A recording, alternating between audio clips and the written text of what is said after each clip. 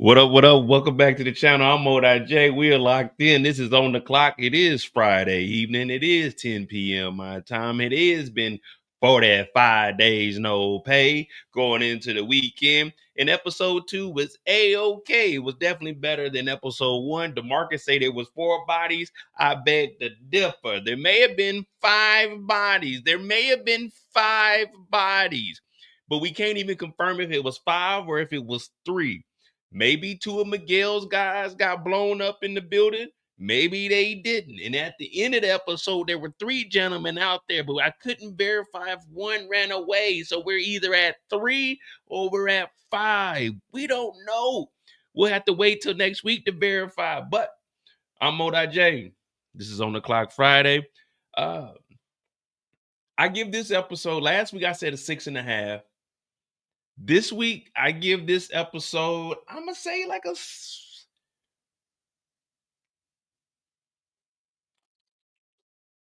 I'm going to say a 7. I'm going to say a solid 7. We can still grow from here.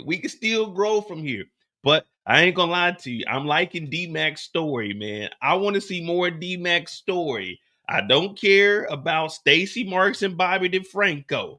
We're going to go over the divorce papers tonight. No one else is going to do a deep dive into the divorce papers, but we don't give a damn. Hopefully, Bobby DeFranco can get some spousal support because he's been putting his heart on the line this whole series, and he deserves his worth, King. Mr. DeFranco, stay strong. Get the house. Get the 2 cars. Take the dog. Yeah, get the lawnmower, get the grill. Yeah, the marble table in the dining room, get the table. Take the couch, the furniture. Fuck what I said, it don't mean shit now. Fuck all those gifts, might as well throw them out. Fuck you mayor, I don't want you back. Yeah, no one cares about Stacy Marks and Bobby DeFranco. We don't care about that storyline. We want niggas arrested. We want people to go to jail. We want D-Mac to crash out. We want D-Mac to get the girl. Low-key, D-Mac is living a way better lifestyle than I was as a teenager. I was a little short, fat kid. I ain't had no girls. D-Mac got a new motorcycle. In one episode, D-Mac got a new motorcycle. D-Mac is literally the richest nigga in Chicago at this point. Yeah, Jenard got that damn Lamborghini, but he done had that for 3 seasons. He ain't upgraded yet. Diamond got that Escalade, but he had that for 2 seasons. You ain't upgraded yet. Tommy done had that same raggedy ass 69 Ford Mustang for 11 years. You ain't upgraded yet. D-Mac out here. D-Mac got the girls. D-Mac done bought a book so she could dedicate that first motherfucker to my nigga D-Mac. You know what I'm saying? Genesis is going to be writing the Genesis for my nigga D-Mac. D-Mac got the new gear. D-Mac got that fit now, but he gave that to Junkie J. Junkie J, we're going to be talking about that tonight. D-Mac got a little, well, that's episode 3. We're going to pump the brake on episode 3. But right there, D-Mac, he back doing his thing. He's letting Jenard know, like, Jenard, while you out here strung out, I'm hitting licks. Now, I don't know what this Asian crew has to do. I'm going to call them the triads. Well, I don't know if they triads. I don't know what ethnicity they really are. I don't know if they're Chinese, Japanese, Korean. They just said Asians. So we'll just leave it at that. But they didn't rob the Asians. They didn't got that fentanyl. Jenard's fighting demons. He over here. Shanti checking arms to make sure there ain't no tracks. I said, okay, good. Here we go. What up, Steven? What up, Kendall? DeMarcus, Eric? It's Javon. All in, all I see. Yeah, I gave this episode, maybe once we get through tonight, I gave it like a 7. But the reason I say that is because we have growth. And I don't like giving episodes 9s and 10s unless I know that they ain't gonna be able to top this, or they might, you know what I mean? So right now, we just took a little step, 6.5. We like 7, maybe 7.5, but it was a better episode. But I do want to see D-Mac's storyline a little bit more than anybody else. Thank you, DeMarcus, for the $2. Bobby DeFranco will see Chavo's body. I don't even know. Why were they just hanging outside like some bums? You know what I mean? Why were they hanging? There's 2 things I want to know. And there's 2 things that's been on my mind all day. Can anyone explain why they were hanging outside at the end of the episode around a bonfire. Just enough for the city I'm living. Why were they hanging outside? They were living like they were junkies. What was the reason behind that? That was one thing that was on my mind. And the second thing on my mind was, why didn't Diamond let Myron into her apartment? That's the second thing that popped into my mind. You remember Myron showed up? He said, "Hey, Diamond." She said, "Myron, is that you?" He said, "Oh, so this is your apartment." She said, "What are you doing? Don't you ever come here again?" He said, "What do you mean? I always come over here." She said, "Myron, no." She ran in the house. Myron ran up there. "I spent all this money on you, and you act like I'm not even here."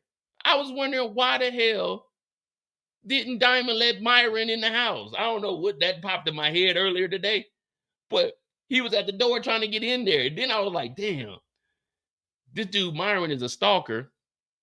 But then when she went in the house, Ebony was in there wilding out, ass all out in the bed. I said, damn, that was a hell of a night for Diamond. I don't know. That just popped in my head today. I don't know. I know it ain't got nothing to do with this. But while I was watching this, when they were outside, as soon as the episode went off, I was like, damn, why didn't Myron get to go into the apartment?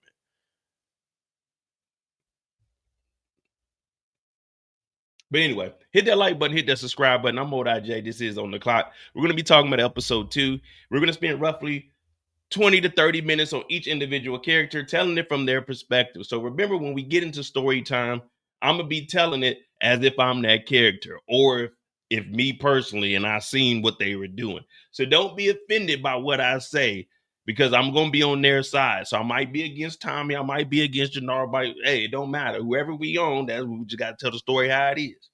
Hit that like button, hit that subscribe button. Let's get the channel to 60,000 subscribers. I appreciate all of you guys. We already got 20 people in here. All right, cool.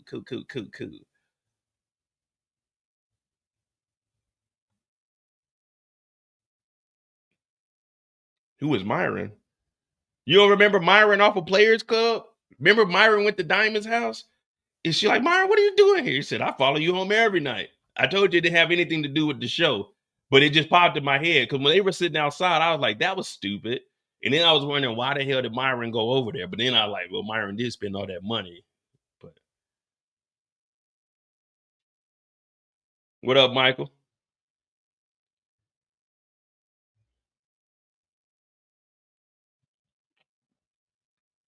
All right.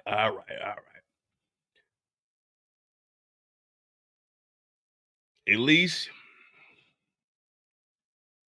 all right. So I'm gonna tell you my least interest, and we'll start with. I think we started with Stacy Marks last week. We can start with Stacy again, and we could just get them out of here. I'm low key. Yeah, well, Stacy got what we do last week. Yeah, so Stacy Marks got Ray. Stacy Marks' story can go to Ray. Ray will be tied into Vic's story. Vic will tie back to Tommy. So we'll get Tommy's story a little bit earlier tonight. From Tommy to Diamond, Diamond to Jenard, Jenard to D-Mac to finish off the show. Because Miguel don't really have a big part this week. Besides, he did hire a hitman. Oh, well. Oh, well. That's where we are tonight. But I'll see what you guys got to say, and then we'll go on the clock in about like another 10 minutes. Right now, we off the clock. We talk about whatever the hell we want to talk about. You know, I get nervous, so I got to get acclimatized when I get on. You know, I'm shy as hell right now. I don't know what I'm gonna say. You know what I'm saying? I don't know nothing. I will say this: there's too many different gangs. There's too many different gangs for me. I'm sorry. After about 3, I stopped forgetting who is who. We got CBI, we got the Coalition, which is a whole bunch of different gangs. We got Tommy, we got the Serbs, we got the Albanians, we got the Marquez cartel, we got Ortega's crew. We got a whole bunch. It's a lot of people. Then we got the Yardies. It's too many people for me to keep up with. So that's why you're gonna be hearing me say them fools or them dudes, because it's just too many, man. It's just too many. Let's knock off a couple and let's just scale it down to maybe 4 different crews. You know what I mean? Let's knock it down to about 4 different crews. You feel me? Because it's too many. Oh, we got the Yardies over here. Oh, King Kilo over here. It's just too many people. It's too many people for it to be the last season. Let's cut it down to 4. We got Miguel's crew, the coalition, the Albanians, and maybe the Serbs, whatever's left. Let's just cut it down.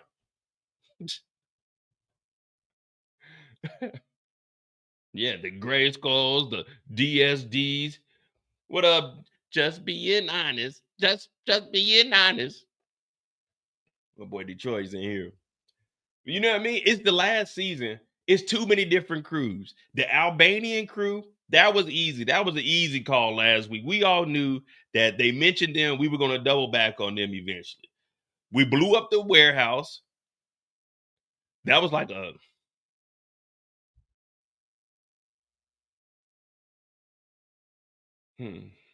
how can I explain the warehouse?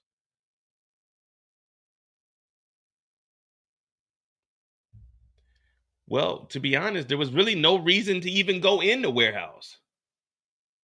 We could have just caught the warehouse. You remember on House Party? Yeah, I'm gonna beat your fucking ass. This is something I can get with. Yeah, we're gonna catch the house on fire, and then we're gonna beat their ass when they come outside. That's all they had to do was just catch the outside of the building on fire. But instead, they sneaking in there. Whoa, there they go, Tommy. I would have just said, hey, D-Mac, I need you to go over there and burn this building down. Get you a marshal and y'all burn the building down. And not only that, they did it in broad daylight. So it's not like, you can't say, well, Mo, they snuck in there. They had that loud-ass Mustang on the street, and they were just walking like it was nothing. They just walking off. Yeah, man. We didn't have to do all that. What we could have did was, what I would have done personally, if there's only 2 guys in there, I bring Jenard and a couple of the CBI Goonies. We go over there, pop, pop, knock those 2 off. We load up all the dope, and then we just leave. And then that way, guess what? The building ain't caught on fire. The police ain't notified. It's just 2 bodies in a warehouse that ain't nobody checking. But no, Tommy wanted to blow that motherfucker up. Tommy was like, okay, I see what you want to do.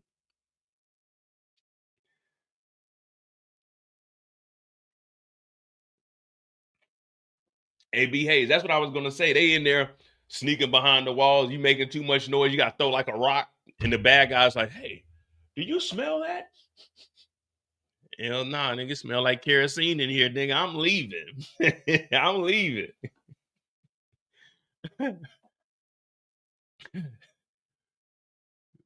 You smell that in here? Oh yeah, man. It smell like gas. Okay, let's just keep walking around and looking silly. Hell nah, I'd have got the hell up out of there.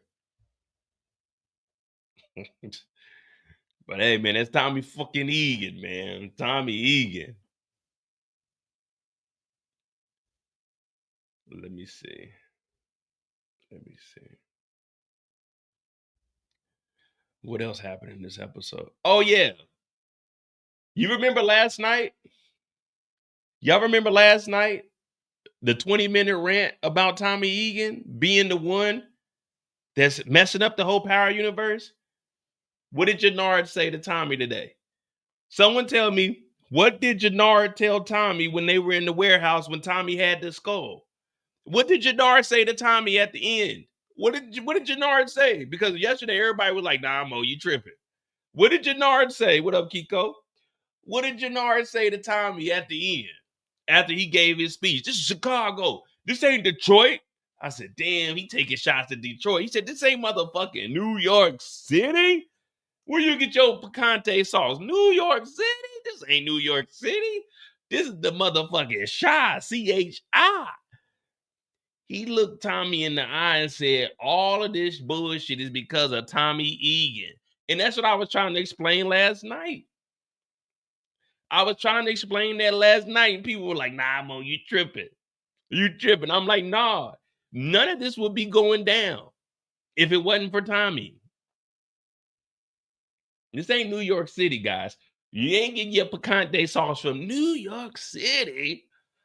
Hell no, we got to get our picante sauce from El Paso, Texas.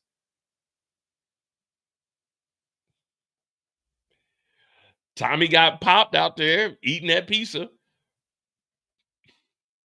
And then Bones didn't take no cover. Bones ain't take no cover. Bones just ran out there shooting. Ah. Caught his ass right in the chest. Boom. Mireya's the nurse, so they took him back to Tommy's house, got that blood all over the fire station. I said, oh, shit.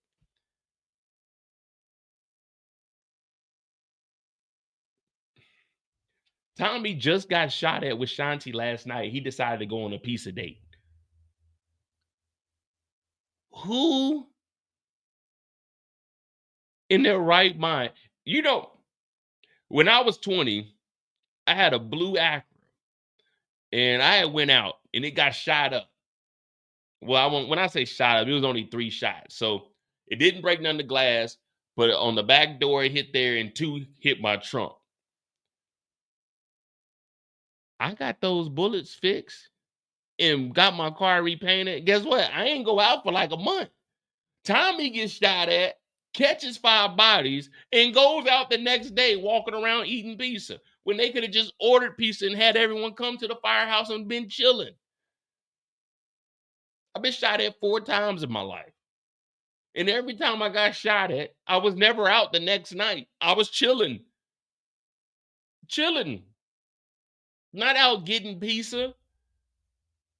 I went to this woman's house one time. I stayed the night over there. I ain't know the niggas that I was into it with. One of the niggas lived next door. I came outside the next morning. It's like 8 of them because they seen my car. You think I ever went back to her house? Hell no. We ain't talk no more. I seen the guys out there. I didn't know who they were. I didn't know if she told them niggas I was there or them niggas just coincidentally seen the car and showed up. So I didn't trust her. I didn't go out no more. Not over there, at least. Tommy out here eating pizza broad daylight in Chicago like this nigga ain't the hottest nigga under the sun. And then they getting shot at. No police. Fuck that, nigga. Get me to the hospital, Tommy, you bitch ass nigga. Get me to the hospital. If I'm Bones, take me to the hospital. I ain't gonna tell the police nothing, but I'm not trying to go back to the house where you to pour peroxide and alcohol on me and have Mireya stitch me up with some unsterile goddamn equipment. Hell no. Take me to the hospital, nigga. No police, no police. Nigga, fuck that. Someone please call 911. Tell them I just been shot in the bullets in my shoulder. Call the police. I don't even trust Mireya. Wasn't they about to fire Mireya at the hospital? They was about to fire Mireya. I don't want her working on me.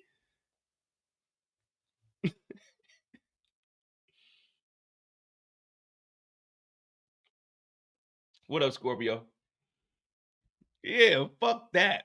If you guys were Bones, would you want them to take you to the hospital or would you want to go back to Tommy's house and get worked on? And shout out to my dog Smurf. Smurf, we got to get you back on the channel. We need some CBI business. You know what I mean? We need some CBI inside information. I did reach out to Smurf, so we're going to see. We're going to see what Smurf is doing. We're going to get him back on the channel. Damn, it's been 2 years, but we're going to try to get him back. I'm going to the hospital. I don't care what y'all talking about. All in said, if I had warrants, man, fuck them warrants. Most people's warrants ain't nothing but speeding tickets and traffic tickets. You'll be all right. You'll be all right. If I spent time in German prison, well, not prison. If I spent time in the Netherlands jails, if I spent time in the German jails, y'all can spend a night or two in jail in the States. Man, y'all be all right. Y'all be all right.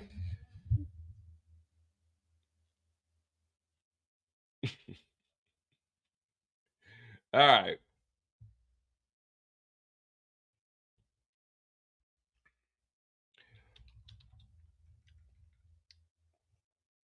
We're gonna see who we gonna start with tonight, man. We gotta make it make sense though.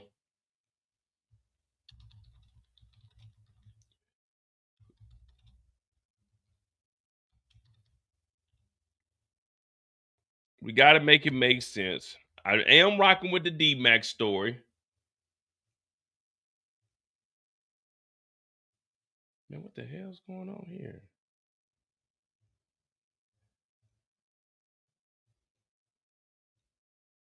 All right. So let me know who we're gonna start with, and we'll figure out where we're gonna go from there. I'm J. This is on the clock. About 15, 20 minutes for each character. We're gonna probably do 4 hours tonight because after this, I will be on Brillo, the Big Reviews channel. I'm gonna see if I can get Brillo on here tonight, but I will be on Brillo's channel after this. So I'll have a link up straight after this, and you guys can just tune back in, and I'll be on Brillo's channel. He's gonna have a panel. You know, I usually don't do panels, but Brillo's my dog, so I'll be over there. So we got about 3.5 hours. So we're gonna we say we're gonna run through it. We're gonna take our time. You know, baby, take your time. Don't rush. D-Mac, Jenard. All right, so we're gonna do. I'm gonna try to put up a poll. I don't know why my polls aren't working. And hey, DeMarcus, chill tonight, man. They told me, man. Hey, don't. If they ain't cursing people out or being disrespectful, don't block nothing that they saying, man. Don't delete nobody's comments, man. That means they are subscribers, so I know they're not talking too crazy. But yeah, man, don't delete no comments. I don't even know why it won't even let me make a poll on here. They trying to stop us. All right. So put a 1 for D-Mac, put a 2 for Jenard, and then we'll figure out where we're gonna go from there. So either Jenard or D-Mac. A 1 for D-Mac, 2 for Jenard, and that's where we'll start off, and we'll figure out the connected dots from there. Some of them going to sleep. Fuck that!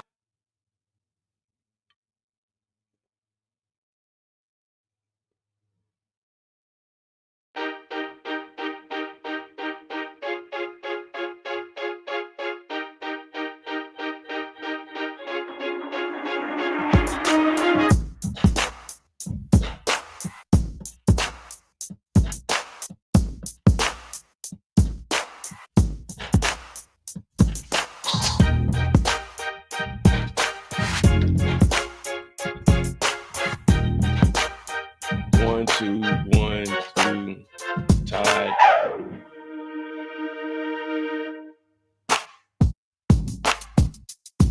All right, we'll do D-Mac, followed up by Jenard. And then for Jenard to Diamond, Jenard to Diamond, Diamond to Tommy, Tommy to Vic, Vic to Stacy. All right, there we go.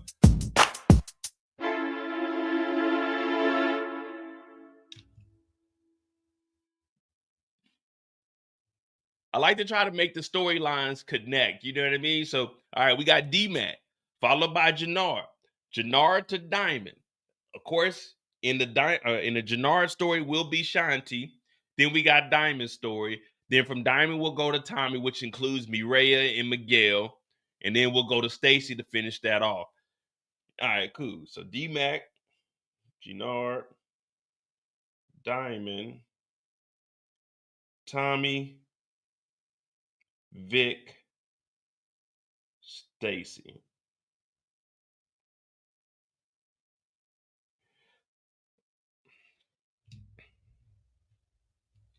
Oh, B Hayes, trust me. We gonna talk about that D-Mac situation. We're gonna talk about that D-Mac situation, and we do have the clip. So, all right, we're gonna start with D-Mac. Hit that like button, hit that subscribe button. This is on the clock. We're gonna start off with D-Mac, about 15, 20 minutes. We're gonna break down D-Mac's storyline, give it from his perspective, talk about how he can make things shake, and if he can't make things shake, okay, well, good luck, nigga. So we got D-Mac. Hey, all in. We don't governments really? We going by governments? D-Mac, aka Darnell, that's what they call him. Darrell, Dante. We don't know what D-Mac's real name is, but D-Mac, because we ain't doing governments around here. D-Mac, it could be Darnell, Dante, Delonte, Demonte, Delomonte, Dolomite, DeMarcus, Darius, Daryl. We don't know what D-Mac stands for. What I'm replacing the D in D-Mac, dope boy, dope man. Dope Mac. Yeah, the D in D-Mac stands for dope. Now, D-Mac, on the other hand, the first time we see D-Mac, now he's sitting in here. He got some, that's some crazy shit right here, man. They got the Jimmy Dean sausage, maple biscuit roll-ups next to him, the sausage and egg on it, the egg and cheese. I said, all right, here we go. D-Mac is over at Marshall's crib. And I thought it was the trap because when they gave us the clip. Come here. This don't look like no fucking school to me. I'm not cutting off my fucking dreads, How much trouble you could be in if anybody finds out what you did? I'm not going back to that fucking You don't want to go to that fucking school, that's fine. Get you a job, okay? Because you wasn't built for CBI. Fuck a salary, I want to score, all right? You ain't getting a seat at the fucking table, D-Mac. As long as I'm in, you out. As long as Tommy's in, you out. Well, D-Mac is over at his boy Marshall's crib. And Marshall, he's keeping it real with him. He's like, what you got going on, man? Ain't you into this BS because of what you've been doing? D-Mac hard-headed. D-Mac's supposed to be off at school getting his education. Reminds you of somebody, right? Tariq St. Patrick. Tariq St. Patrick was supposed to be at school learning stuff, but instead Tariq was moving pills. Effie snitched on him. Yeah, Effie was a snitch, but we ain't talking about that anymore. D-Mac's over here. Marshall, open up. I know you in there. Marshall. Hey, man, it's your crazy ass Uncle Tommy. Make go hide. So D-Mac goes to the back. He hides in the closet. The easiest place he could have hid up under the bed. Tommy ain't look up under no beds, but he goes and hides. Tommy comes in here and he actually gives Marshall a little chokehold. I'm like, oh shit, here we go. Marshall's trying to hold it down, talking about, nah, ain't nobody in here. It's just me. It's just me. I'm putting my shirt on. You're like, oh yeah, I used to do this shit when I was younger. So we're going to see that in Origins where him and James St. Patrick used to do before he fucked up James St. Patrick's life. But this is D-Mac's story. D-Mac's in the closet. D-Mac in the closet like this. You know when you a kid, you act like they can't see you. D-Mac in the closet like, Tommy come and open up that damn closet. D-Mac in that motherfucker. I can see you, D-Mac. D-Mac. Oh, come on, Unc.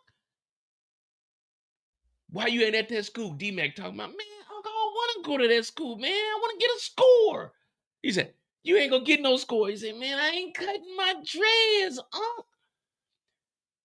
Listen, D-Mac was pretty much raised by the streets. And now you got Tommy. This is Tommy fucking Egan. This is the guy that killed his own child. Y'all remember Tommy deleted his own kid? Now, D-Mac don't know that his uncle deleted his baby mother and the baby. Yeah, we know what you did last summer, Tommy. But D-Mac's over here, and D-Mac wants to be in the streets so bad because remember, he was raised by his mom because his dad was a he. So he never really seen JP. But at this point, he was in CBI. And when you get a taste of that gang life, I never joined the gang, and I'm glad I never did. D-Mac got a taste of that gang life, that fast money. He wasn't getting no girls, though. But, that's still something that comes with that. But D-Mac wants to get that money. So Tommy tells him, you can't be in the game as long as I am. We know that Diamond had told D-Mac, lay low.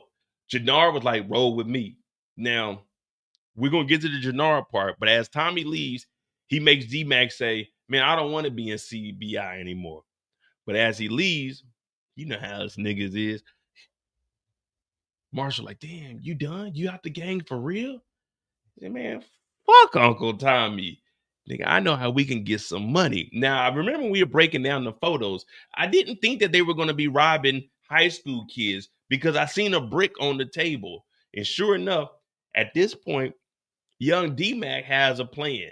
If CBI ain't going to let me in, Tommy ain't going to let me get back on the count, Diamond ain't going to come pick me up, Jenard just putting a little bit of money in my pocket. D-Mac's like, look, I got a plan. We can make some money. We can hit a lick.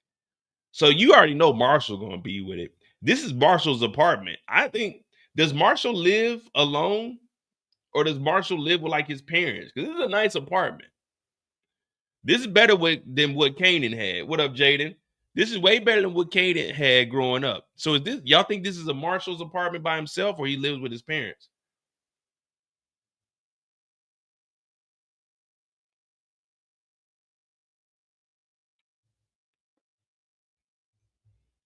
Marshall on his own, or Marshall live with the parents? Because this is a nice ass apartment. This is a 1-bedroom too.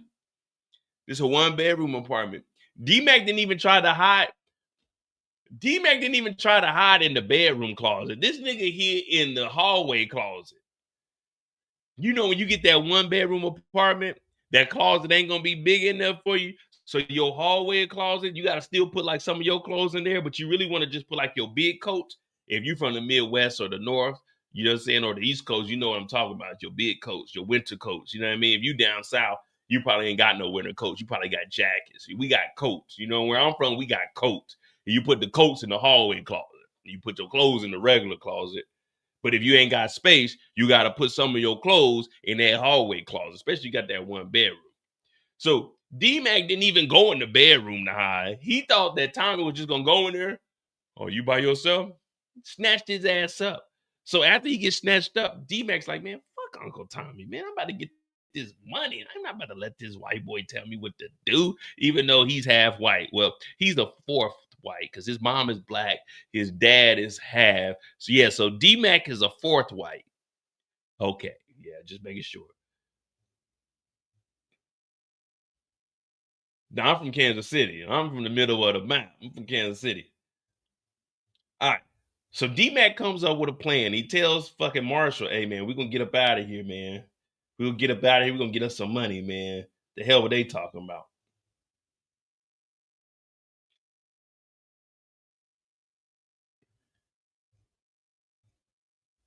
Now, Marshall, this is what it made me laugh because the first thing I seen, okay, when I seen them here gambling, I thought this was gonna be a scene with Tommy or Diamond and them kicking in the Asian triads and robbing them or something. I look, and it's D-Mac's boy Marshall in here gambling. So they in here gambling at the Asian spot. So I'm like, how the hell, out of all people, they like, you know what, Marshall, come on in here. Yeah, you can come and gamble, young man. Come on in here. So they in here, they playing some cards. They shooting. No, they shooting dice in here. I thought they were playing cards at first, but then they shooting dice in here. Boom, boom, boom. Then this young man comes in, clean cut with the braids. You know what I mean? He got a brick of that fentanyl. Now, this brick right here, fentanyl, probably kill about 10, 15,000 people. This brick of fentanyl with about 1, 2, 3, 4, 5, 6, 7, 8, 9, 10, 11, 12, 13, 14, 15, 16, this is about $2,200 right here. You know, I can eyeball the work. He sets down a brick of that gnaw. That's what we're going to call it, that gnaw, because I don't know if YouTube hits us for saying that fentanyl, so we're going to say that gnaw, because hell no, we ain't doing that kind of drug. You know what I mean? That's that gnaw right there. Well, he sets this gnaw down talking about that's 20 bands. So I'm like, all right, what the hell's going on here? D-Mac must be coming in here about to shoot some dice too. Nope. D-Mac coming here masked up. He just like Plies. He in your bushes with it. He come through with the toolie talking about, don't even move before I shoot you. I'm like, oh, shit. Now we in over our head because he comes in here, he talking cash money. And we know that D-Mac gonna pull that trigger. Now, I ain't gonna lie. I've been saying this whole time that D-Mac ain't like that, but if you go back and watch my video before episode 1, my predictions, I was saying I want to see D-Mac crash out. So I'm low-key excited about this. When I seen it with D-Mac coming in here, I said, oh yeah, this is what I've been wanting. I want to see D-Mac put that toolie to somebody. So he come in, he telling everybody, shut up. Put the money on the motherfucking table, you hoe-ass niggas. I said, oh shit. Then he go over to Marshall. He look at Marshall straight in the eye. And what he do to Marshall? Boom! Elbow to gut. Marshall said, ow! God damn, nigga, that was too hard. God damn, I thought we was bullshit. I thought we was going to do a fake here, nigga. This nigga actually elbowed the gut. And nigga took a move out of Mose. But so he comes in here. Marshall get elbowed. Bow! Everybody else like, oh, shit. Come up them watches. I'm like, damn. I'm just gonna tuck mine. You know what I'm saying? I'm just gonna like Red did. I'm just gonna tuck mine. That's what I'm just gonna tuck mine. I ain't got no necklace on, nigga. I ain't got no earring, I ain't got nothing, nigga. I'm just here spectating for the night. You know what I mean? I ain't really got nothing going on. Yeah, I'm just a friend. D-Mac talking about put the money on the table, put the wallets on the table. After he elbowed the gut on Marshall, he tell Marshall, put the shit in the bag. I'm like, hell no, nigga, my jaw hurt, cuz. He like, nah, put the shit in the bag. He got the mask on. Everybody like, oh shit, man, he robbing everybody. Everybody a bitch ass nigga today. The A stand for bitch agent niggas. That's what we're gonna call them. When we say BAN, bitch agent niggas in here tonight. He come in here with that Thule. Ain't nobody saying nothing. No security got guns, no nothing. This nigga back here partying. You know, this guy losing. The guy with the fentanyl, the hell no. He over here talking about that 20K right there. Nigga, I wouldn't care if it was $100,000 worth of no.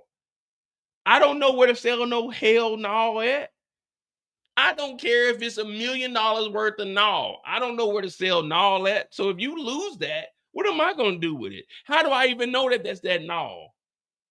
How do I know that that's? I'm not about to try it because I might die from it. I don't know if that's that real no. That could be a whole goddamn brick of baby powder.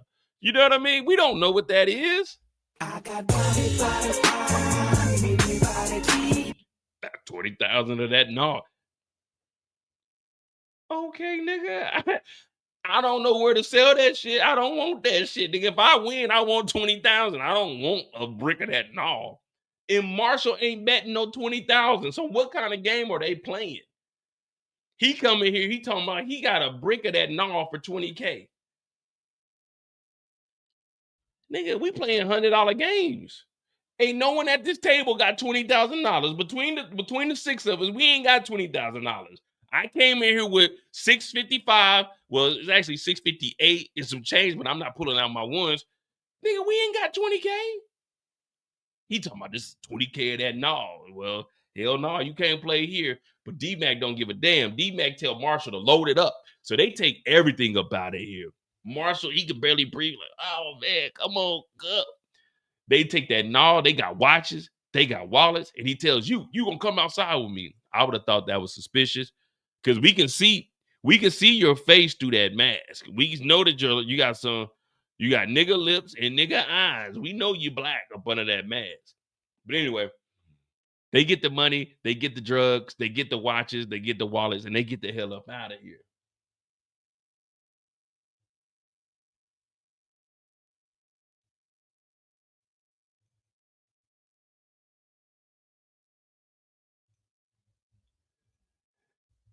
They go back to the crib. Marshall talking about, dog, nigga, I ain't gonna lie, man, you a hoe for that shit. D-Mac talking about, man, what you talking about, cuz? Nigga, you motherfucking hit me hard as hell, nigga. I thought you just gonna give me a little jab, nigga, like pistol with me on the shoulder or something, nigga. You hit me in the gut. You know before we left, I had that damn Chipotle, nigga. I almost shit myself in there, man. You hit me in my motherfucking shit. Niggas looking at me. I'm over here stanking this shit. D-Mac like, oh man, come on, cuz. You all right. You be all right. Just a little gut punch. He's like, let me hit you like that. Marshall like, man, yeah, let me hit you like that, nigga. Yeah, I ain't got that doesn't say. Let me hit you like that. D-Mac like, come on, man, count this money. So they got the money on the table. The 20's on the floor. You know what I'm saying? So they in here. Them. Oh shit! Everybody know where we live at now. It's Jenard. Now, one thing about Jenard, y'all ain't gonna like what I'm about to say. This is D-Mac's story, but one thing about Jenard, them junkies, they can sniff a brick out from 5 to 6 miles. Real talk. Real talk. They say a lion's roar can go up to like 8 to 10 miles. A junkie can smell that work from 5 miles away. No lie. A junkie can sense that motherfucking work. I'm telling you, Jenard smelled that there was some gnaw in the region. Pull straight up. Pull straight up. This D-Mac story, but Jenard smelled that fentanyl and said,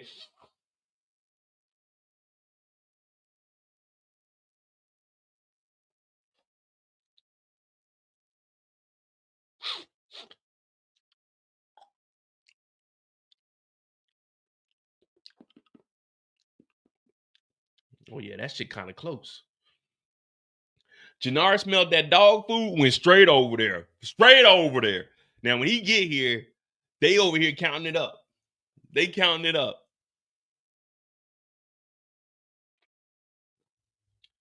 He like, damn, y'all hit a lick, huh? He like, yeah. So you know how it is. The lower people on the totem pole, you got to break off the OG. So he gives them a bankroll. Let's just say they got 20,000 cash. D-Mac did get a new bike. So let's say they got about 20,000 cash. All right. 20,000 cash, 20,000 from the brick. And between the watches and any other valuables, we could say about another 10. All right. Maybe, well, no, because it looked like a couple of Rolex. So maybe another 15. So roughly they got about $65,000, $70,000 out of this score. We'll just put it at 70,000 and make it an easy number to remember. 70K. He gives the brick of that gnaw to Jenard. He gives maybe 5 bands, maybe 10 bands to Jenard. So that leaves them with the 20, that's 50, with the 10, that's 40, 20 apiece. So we down to 40. And now he's like, hey, Jenard, you see what I'm on? But Jenard, he's trying to keep D-Mac close, but D-Mac doesn't know that. This D-Mac story. So all we can go off is what D-Mac knows at this point. So D-Mac is thinking, if I show to CBI that I'm hitting licks, that I'm valuable, I can do something, they'll let me back in the game, especially because I'm still hanging with Marshall. So when he gives that brick and that money to Jenard, he's thinking, I just bought my way back into the game. Jenard's like, I'm going to be honest with you. You're not a high priority. Yeah, you're not a high priority. You need to lay low. Diamond don't want nothing to do with you right now. I can't do nothing with you right now. Now, it is said that Jenard did give D-Mac some money. So as Jenard leaves, he hurting because even Marshall was hearing that he's still not back in CBI. But they did hit that lick. So what does a 16, 17-year-old do when he got that bankroll on him? Someone tell me what you do at 16, 17 when you got that bankroll on you. What you do when you get that bankroll on you?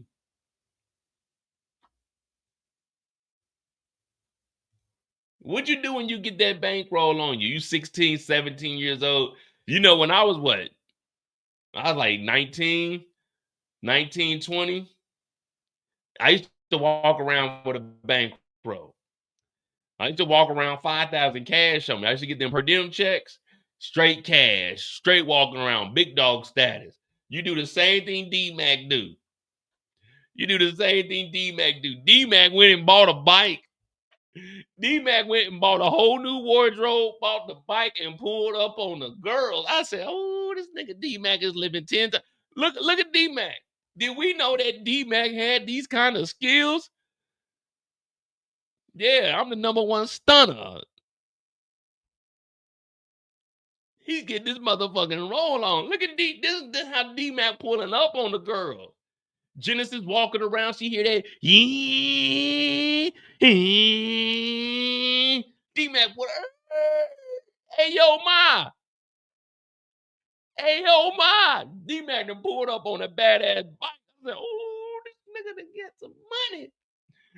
D-Mac pulled up with some money. You know, they underage, so we can't say what we gonna say.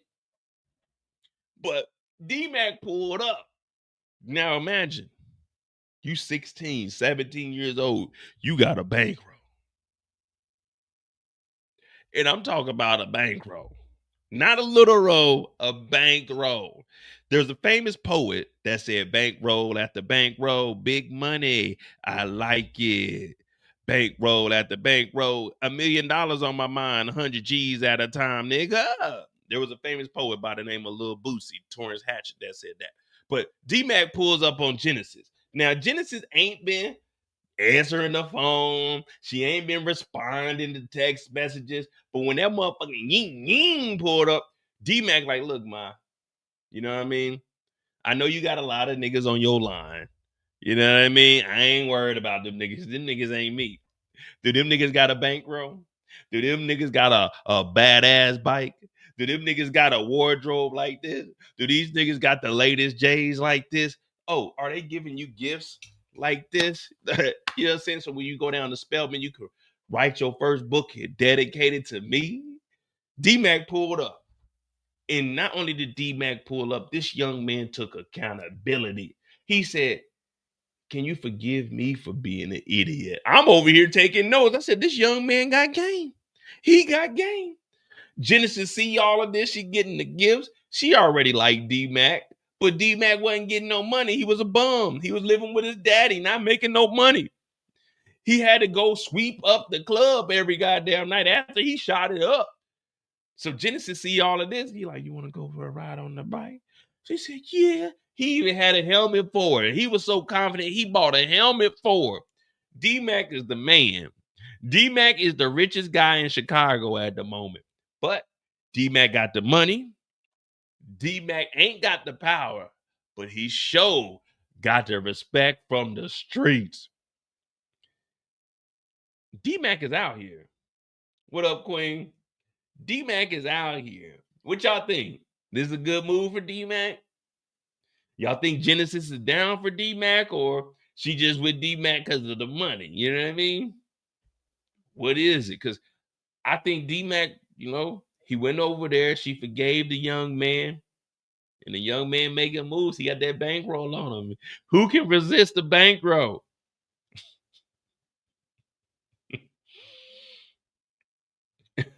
She was tired of walking.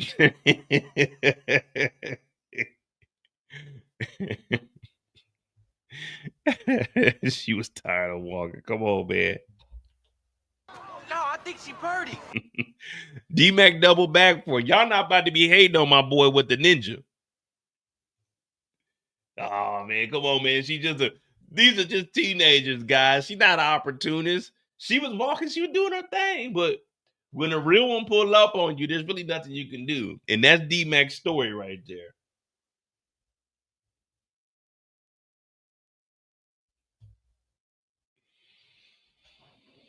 That's D-Mac's story. What y'all think, man? D-Mac a good kid. She in good hands? She in good hands with D-Mac, or is she gonna get drugged into some BS?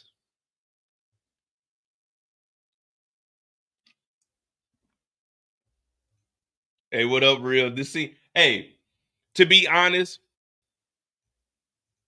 like this, seeing D-Mac pull up on a Willie and stopping on one wheel, I was looking like I'm low key, like I'm watching this episode low key hating, like damn, this nigga cold on the bike. I ain't gonna lie to you. I'm low key hating. My old ass is hating, like damn, this nigga D-Mac is on this motherfucking bike. He getting it. I was hating. I ain't gonna lie, I was hating. I was like, I hope he don't get her. Man, he ain't gonna get her. He got her. I like, damn, man, D-Mac is living 10 times better than I was at this age, man. D-Mac is living 10 times. You know what I got when I turned 16? I had a 88 Acura Legend on some 16-inch chrome. You know what I mean? D-Mac done pulled up on the Ninja in Chicago. He can only drive it for a couple of months before it get too cold up there. But D-Mac he getting it, man. Yeah, you know, I was hating. I'm an honest hater though. Y'all know when I'm hating, I was hating. I like, he ain't gonna get her. I hope he don't get her. He done pulled up on the bike. I said, oh, he got her. When I seen this nigga, when he did the Willie, I like, okay, he's just she gonna play him off. But when he hit that motherfucker on the brake, I said, oh, he got her. He got her. He got her. Young me, I gotta fight D-Mac. But old me, I'm like, you got it. You got it. Young me, if I was his age, I had to fight him. Like, man, you can't be coming down the block doing all this stunting around here, nigga. Nah, you can't be doing all of that. But older me, I'm like, he got it. He got it. You know what I mean? I was only hating from a younger perspective. But old me, I'm like, yeah, he got it. But younger me, I'm like, man, fuck this nigga D-Mac. Fuck this nigga D-Mac. At least I'm an honest hater. Hit that like button, hit that subscribe button. That's D-Mac's story, man. D-Mac got some money, but this is going to be ugly for D-Mac in the long run. Just for the simple fact, you got money and he's too damn flashy. He's too flashy at an early age. Everybody's going to know. Tommy's going to be like, where'd you get all of this from, man? I told you not to be doing this shit. Oh, come on, Tommy. Fuck a salary. All right, so that's D-Mac's story. D-Mac is out here flexing. He out here getting it, man. Hit that like button, hit that subscribe button. We got 50 people in here. All right, cool. I'm on IJ. This is On the Clock. If you just joined, D-Mac is the first story we have. We're going to follow this up by Jenard's story. Let me grab another one of these real quick.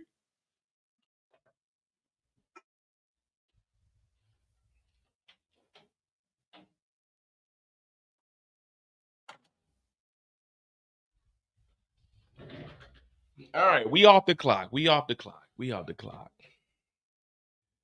D-Mac about to start a robbing crew. He definitely is. Now, you know I don't like to go...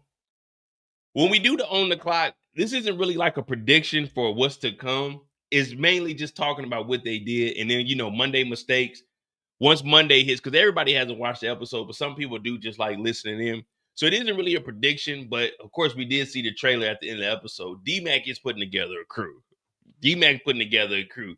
Once you get, it's just like content creating. Once you get something that goes viral, you got to follow it up. So if we can hit one lick, come off with 70 and keep 40, then let's get a couple more people. Let's hit a bigger lick. Let's hit 150 and we keep 100. You see what I'm saying?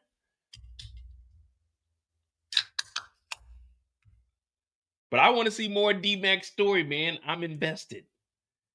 I'm invested.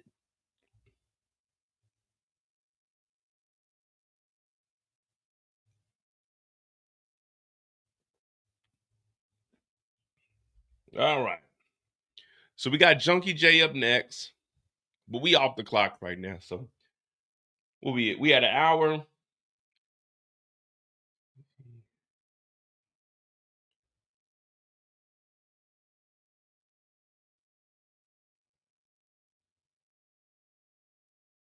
Yeah, we be all right. We all right. Yeah, I was gonna get to it after we got. I got you. I got you, DeMarcus. Thank you for that $5, DeMarcus. I got you. I got you. You know how it is, DeMarcus. When I get in story mode, you can't break me off of story mode, because once that thing get to going, it is what it is, man. I don't really look at the chat once I get in the story mode. So that's why I got to get off the clock. But when I get in that story mode, sometimes I be stuck. Sometimes I be lost. I ain't gonna lie to you. Sometimes I get misguided, led astray. Thank you for that $5, though. It's ironic that D-Mac is beefing with the Asian Triad, just like Tommy was beefing with Chin and Dylan in the OG Power in season 2. See, I don't be remembering all of that. I'd have to go back and watch it, or if you give me a character in a scene, then all right, cool. That'll refresh my memory.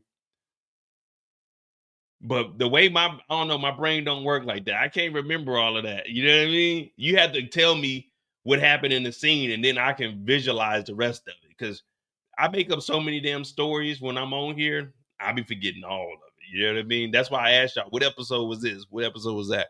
But yeah, the whole thing with D-Mac, though, with him robbing them, he might try to hit too many of the spots and make the block hot. Unless they're going to start branching off with the kids he's seen on like the TikTok or Instagram, whatever he saw.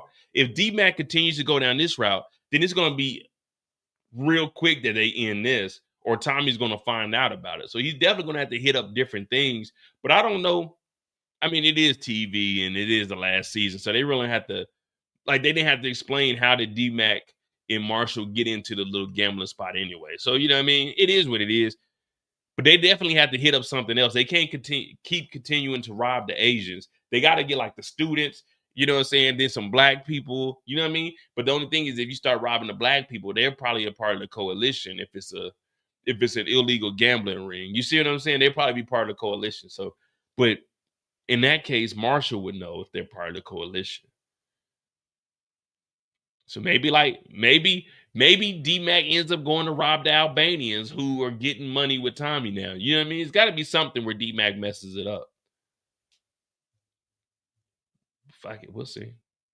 Oh, man, we got Tamika Den in here. If you just now waking up and you don't know who Tamika Den is, then you are wrong. Subscribe to Tamika Den. This is my correspondent in New York City. When I need information about what's going down in New York City, I just call up Tamika. I say, Tamika, what you know about this? She say, Mo, don't even worry about it. I got you. But she also does a wonderful job when it comes to TV shows. Now, she's not going to joke around with your ass. So don't go over there bullshitting, all right? You can joke around, you can clown on me. Don't take that shit over there. When you go in the den, they lock that door. You got to go down those 20 stairs to get in the den. And they lock the door upstairs. So you come downstairs, and just like your mama used to tell you when you was in a grocery store or any store, don't you touch the damn thing. You just sit there and you fucking listen, all right? Yeah, y'all subscribe to Tamika Den. That's my sister from the NYC. Well, I think she live in Jersey now. But anyway, it's up in the Tri-City.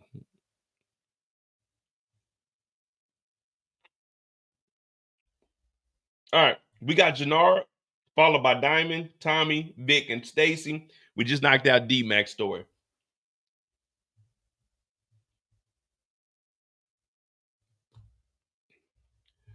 So Jenard, old Junkie J.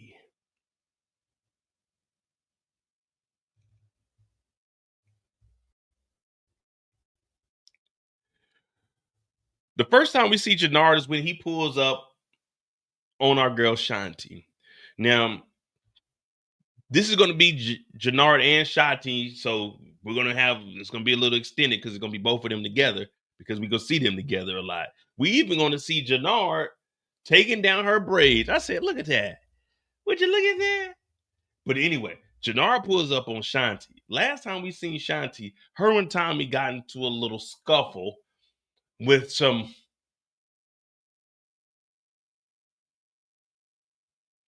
cartel members.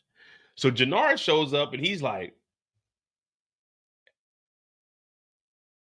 hey, look, if you're going to be getting shot at, you got to tell me. Shanti said, look, I'm the HBIC. If you don't know what the HBIC is, let me tell you. The H is for the head. The B is for the bitch. The I is for in. And the C is charge. She said it's going to take more than a couple of gunshots to take a nigga out like me.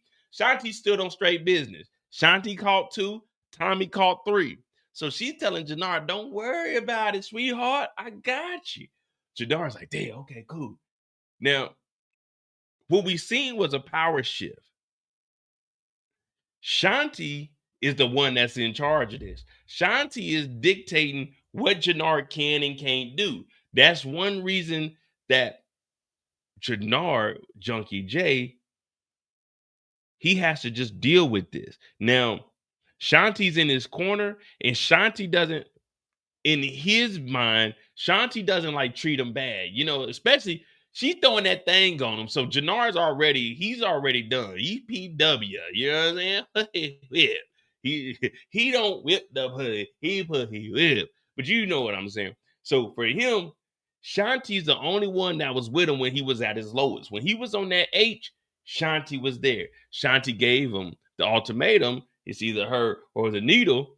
And as of right now, he's been cleaned. So he definitely cares for her.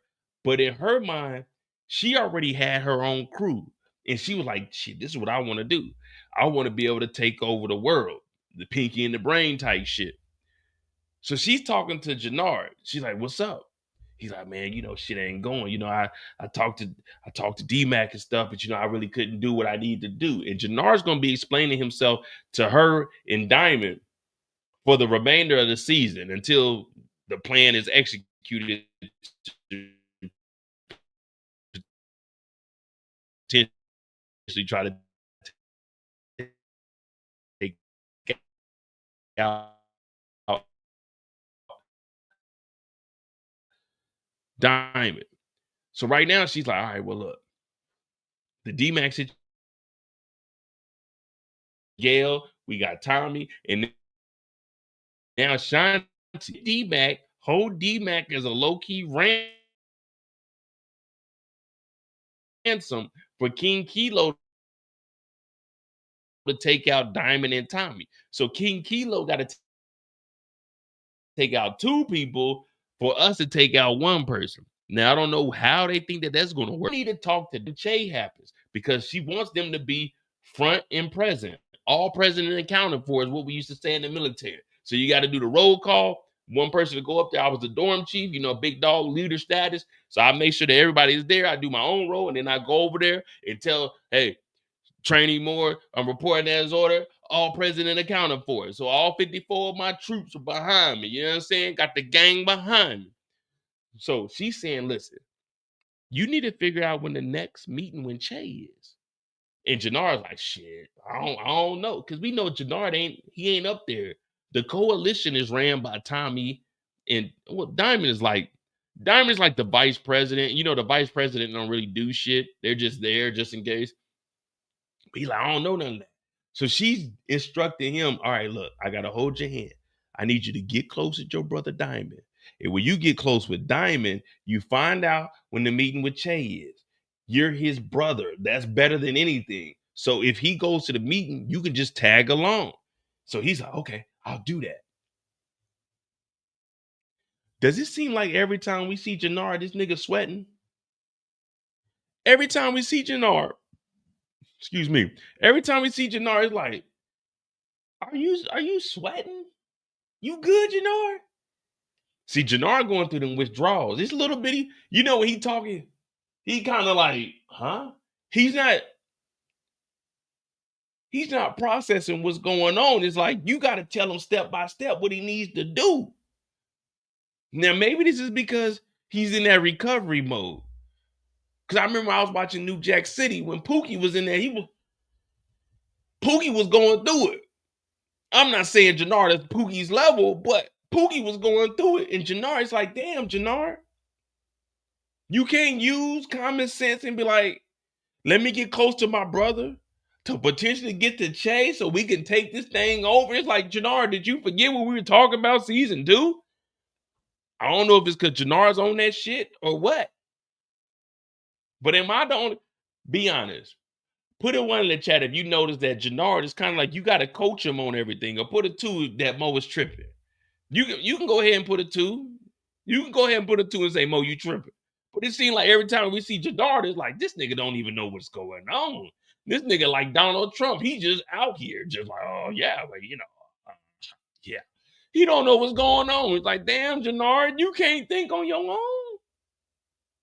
Y'all can go ahead and put a 2 in there and say Mo tripping. But when I'm watching Jenard, I'm like, damn, this nigga ain't thinking.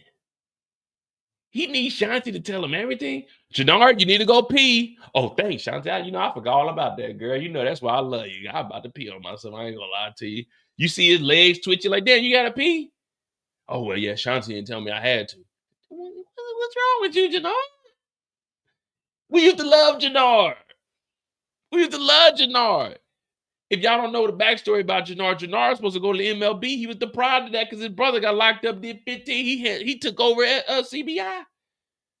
But now it's like, oh, yeah, you want me getting good with my brother? Oh, okay, yeah, I could do that. So you want me to go talk to my brother and see when the meeting is? Girl, you smart.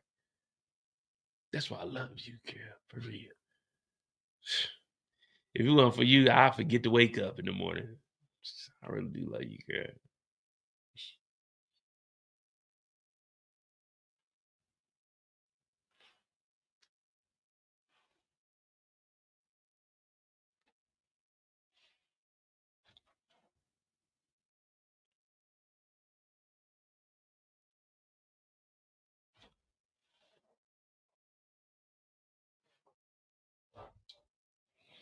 The fuck is wrong with me?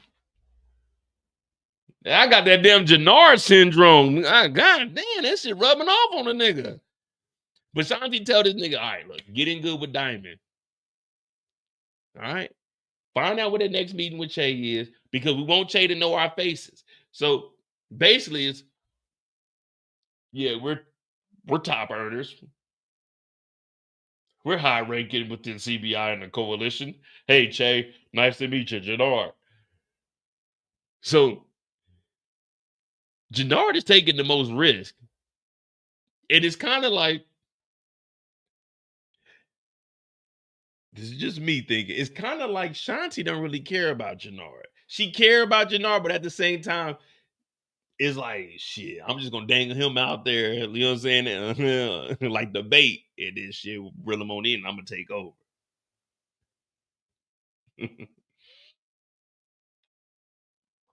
But she tell him to go holler at Diamond and get in good to find out when Che's next meeting is in the pigeon coop. Next time we see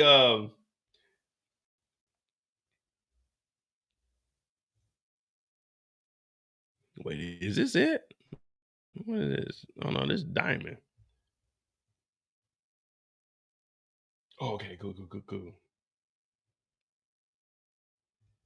The next time we see Jenard is when they pull up. Exactly, Patrice. All the dirty work.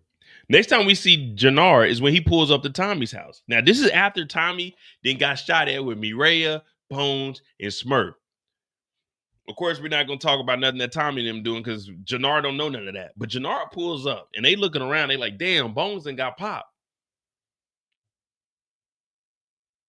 My nigga Smurf, hey, Smurf, read the room, brother. Everyone got on dark colored clothes. You can't be out here in this yellow. You making the block hot. You my nigga too. Shout out to Smurf. Kevin the actor. Yeah, that's my dog, man. That's CBI business. Don't nobody disrespect CBI. But you gotta change that shirt. You gotta put on some all black, brother. You got people looking for us.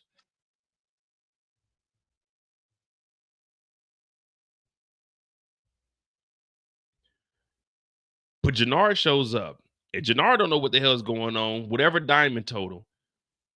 But Tommy's treating him like a little brother, like little, I wouldn't even say little brother, like little man, like little work, little shawty. He's like, yeah, Jenard, we need you to go find the shooter. Smurf seen the tattoo, the same tattoo, the Marquez cartel. We seen it. You need to go get it. Find the shooter. Same tattoo on the hand. Because Smurf did peep it. So Jenard sitting there like, what? Tommy said, man, don't you ever come back to my house either. This ain't an open invitation. So Jenard laughing. And then Diamond tell him, you go on and get. What? Go on and get. You want me to go find the shooter? Do you know how many people? It's but 5 million people in Chicago. And you want me to go look at everybody's hand and find that one tattoo? Tommy said, this ain't an open invite. Don't come back to my shit. We ain't homeboys. Man, Jenard should have slapped fire out of Tommy right here. But he got to play his role, man. He got to play his role. There's one time I slapped my supervisor, and this is probably in 2008. Slapped the hell out of my supervisor. Quit the same day, too. The supervisor said some wild shit to me. I said, man, you ain't going to be talking to me like that. Wow. I'm bullshitting with y'all. But Jenard should have slapped the hell out of Tommy, but he didn't. Because Diamond was like, man, go on do it, man. So now Jenard got to run around the city and try to find out who these shooters are. Later on that night, he shows up to the barbershop when Diamond is in here. What up, Torian? He shows up to the barbershop. He doesn't know that his brother is tripping out. Now, Diamond got his own issues. Jenard like, you good? He's like, yeah, man, let's go downstairs. So what they go down there and start talking about, it's the same thing. He wants to know, hey, Diamond, if this is a 50-50 relationship with you and Tommy, that's what you said, right? 50-50. Yeah, it is. So when's the next meeting with Che? I don't know, man. Sometime next week.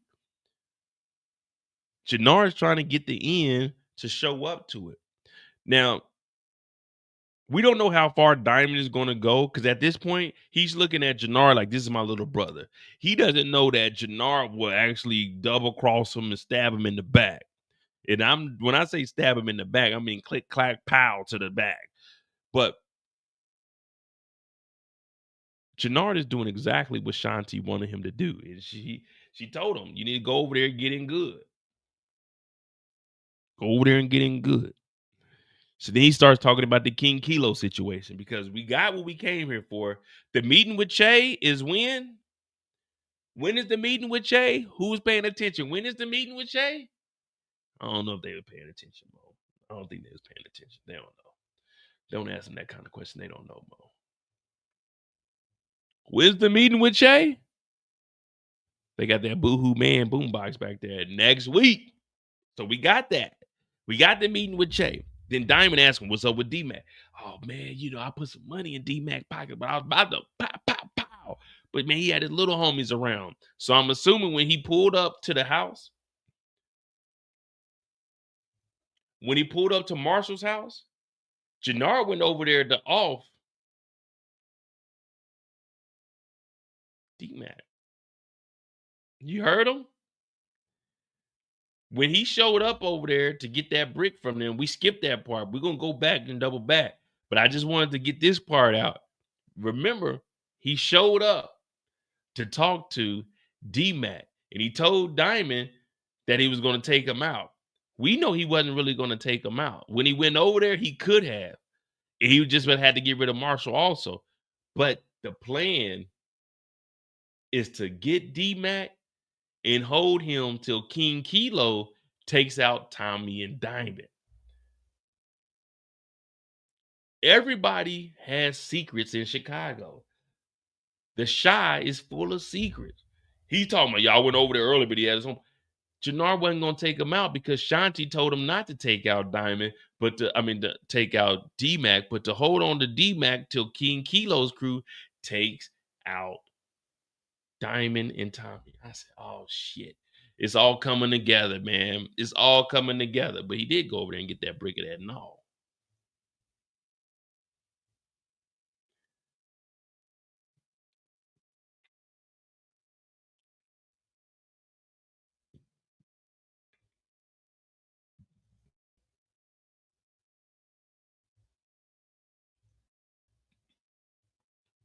Now, after he leaves there, he goes over there and he picks up that brick. Same incident. Marshall is there because he was lying about the first one. When he picked D-Mac up, he gave him some money. Now, when he comes over here this time, he's talking to him. And this is when he gets broke off with a brick of that gnaw and he gets some money. But he also tells D-Mac that CBI, the priority isn't bringing in young niggas. So not right now. We could use some YNs, but not right now. So when he gets this brick from him, he has to tell D-Mac straight up, man, we ain't looking to bring you into the game or none of that right now. D-Mac is pissed, but we don't give a damn because Jenard knows he needs to stick to what Shanti is talking about. Meeting with Che, holding D-Mac ransom, getting rid of Tommy and Diamond, taking over CBI and the coalition, and becoming the king and queen of Chicago.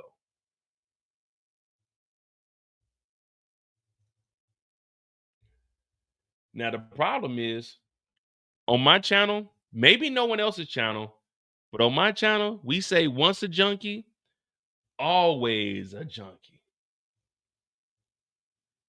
Jenard.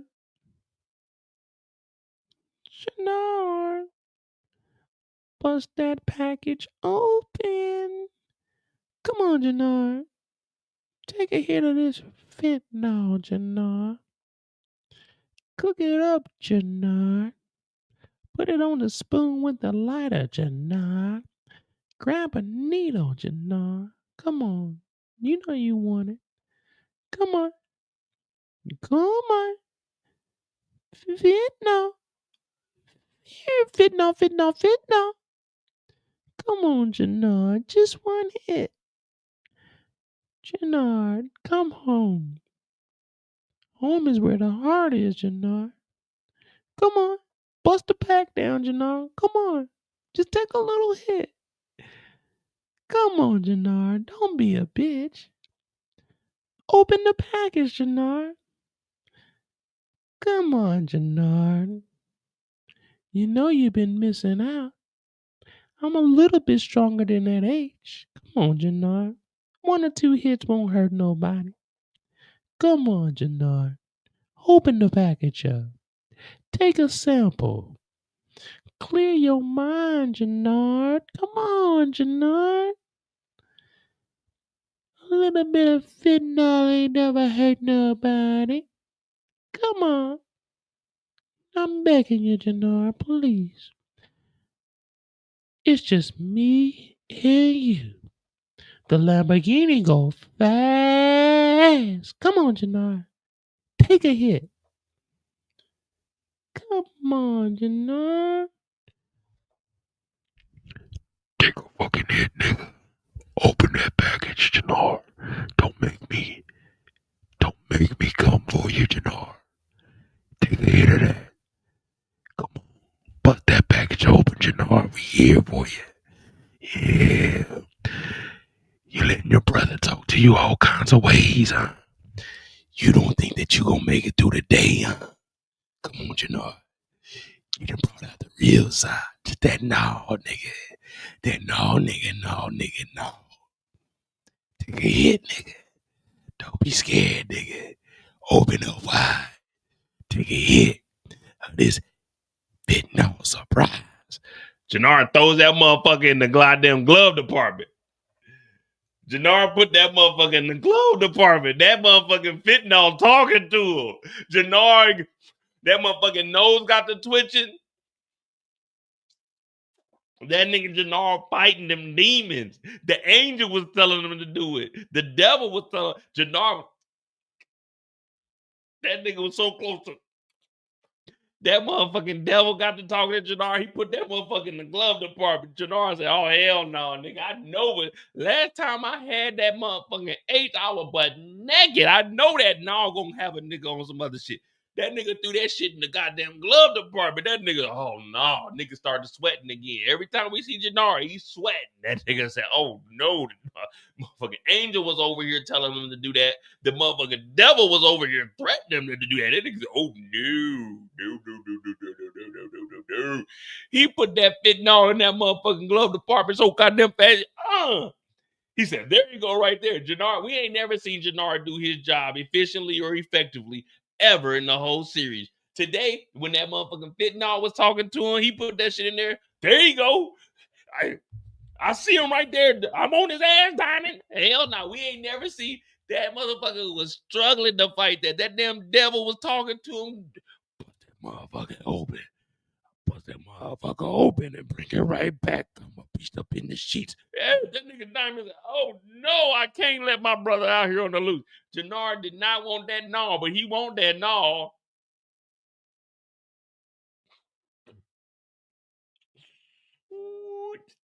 That Jenard was in that. He was in the driver's seat talking about.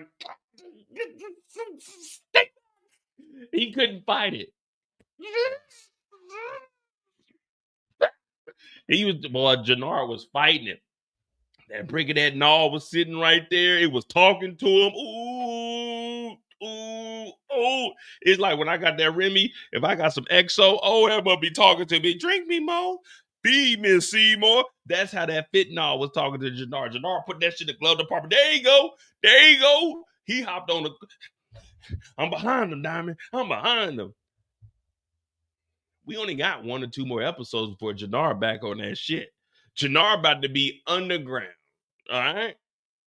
Jenard about to be underground. I give him 1 more episode, honestly. What's the over-under on Jenard being on that shit, episode 3? Oh, yeah, he got to get back on that stuff. He can't fight it. He can't fight it. This one thing about boxing. You may make it round 1, 2, 3, but round 4, them motherfuckers start knocking niggas out because you ain't prepared for all that. You ain't made it this far. It's one thing to turn a little bit of weed down. It's another thing to turn down a little bit of cocaine. You know, it's another thing to turn down some crack. But when you got a brick of that, no.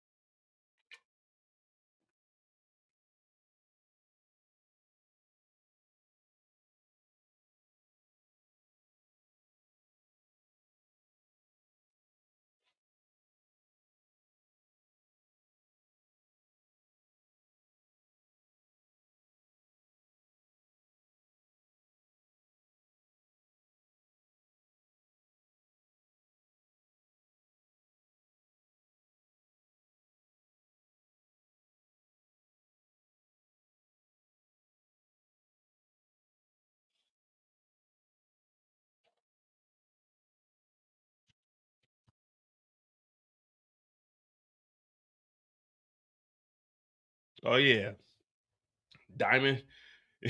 You done got your brother out here riding around the city with a brick of that gnawl on him, man. I got him. I got him.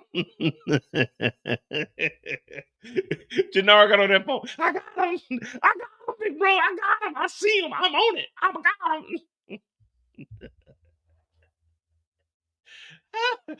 I got him, bro. I got him. I see him. I'm on him. Nigga, you need to have your phone connected to Bluetooth, nigga. You need 2 hands on the steering wheel. Hey, Jenard is a funny nigga, man. This nigga talking, I got him. I see him.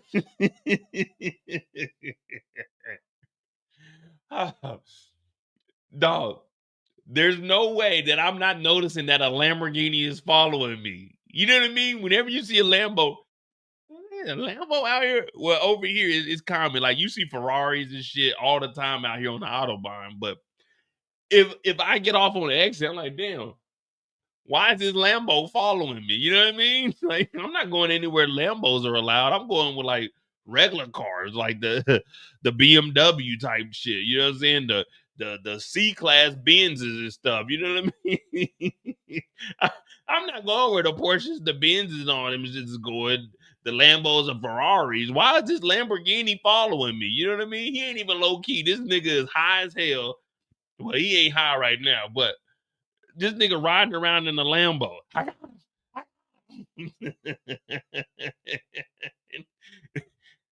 Hey, man, you see that Lamborghini following us? Hell yeah, fucking Lamborghini yours back there. All right, let's go on. All right. So he found out who the shooters is. He goes and meets up with Shanti. This is how you know this nigga on all kinds of different drugs. So he gets to Shanti's the gym, and they over here, they going, they whining and dining. They got drinks, they got wine, they got liquor, they got the candles lit. They eating. I'm saying, damn, okay. You know what I'm saying? I need to find me a little shouty, you know what I'm saying, for the weekend. But they over here eating and sipping and shit. He over here taking her braids down, you know what I mean? Shanti singing. What song was Shanti singing? Peaches and cream. I need it because you know that I'm a fiend. Getting freaky in the Bentley limousine. Yeah, you know what I'm saying? That's what Shanti's singing. Know what I mean? Peaches and cream. Girl, you know I can't. Oh, what did we say? Girl, you know I can't stop. I want to eat it up. Yeah. I want to taste it in the morning when I'm waking up. Peach cobbler on my. Yeah. Shanti in there singing. She's singing so good. She got this nigga taking the braids down.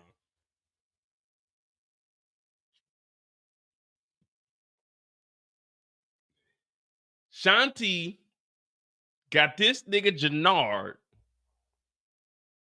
taking down her braids.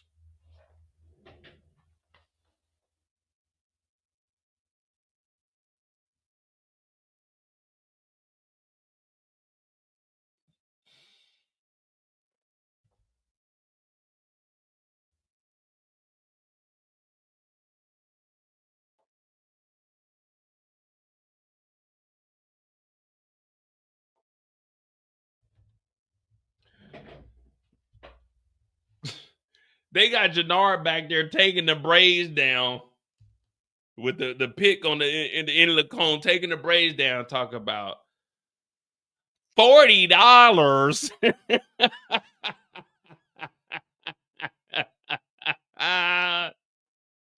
Jenard back there taking the braids down, talking about $40. What movie is that from? So he taking the braids down, talking about, I can listen to you sing all night.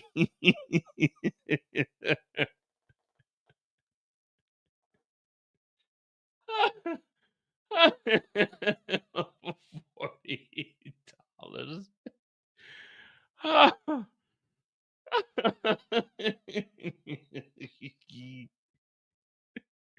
$40. Jenard back there taking the braids down, right? She up there singing this shit. Oh man. So he's like, girl, you ain't You don't even know what I've been up to. She's like, what you been doing, Jenard? He's like, shit, the meeting with Che, it next week. Shout out to Eric, this baby boy. He said, that meeting with Che is next week. Shit, I'm out here. I'm like that.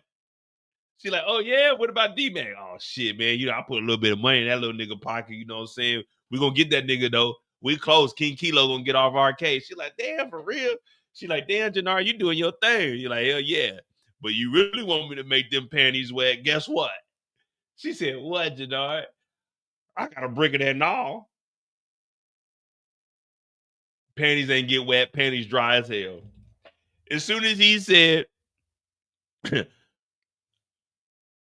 I'm really going to make those panties wet. She like, what you got, Jenard? She think he about to say he done got like 10 keys. He done got a new connect. That nigga said, I got a brick of that gnaw in the Lambo. She said, what?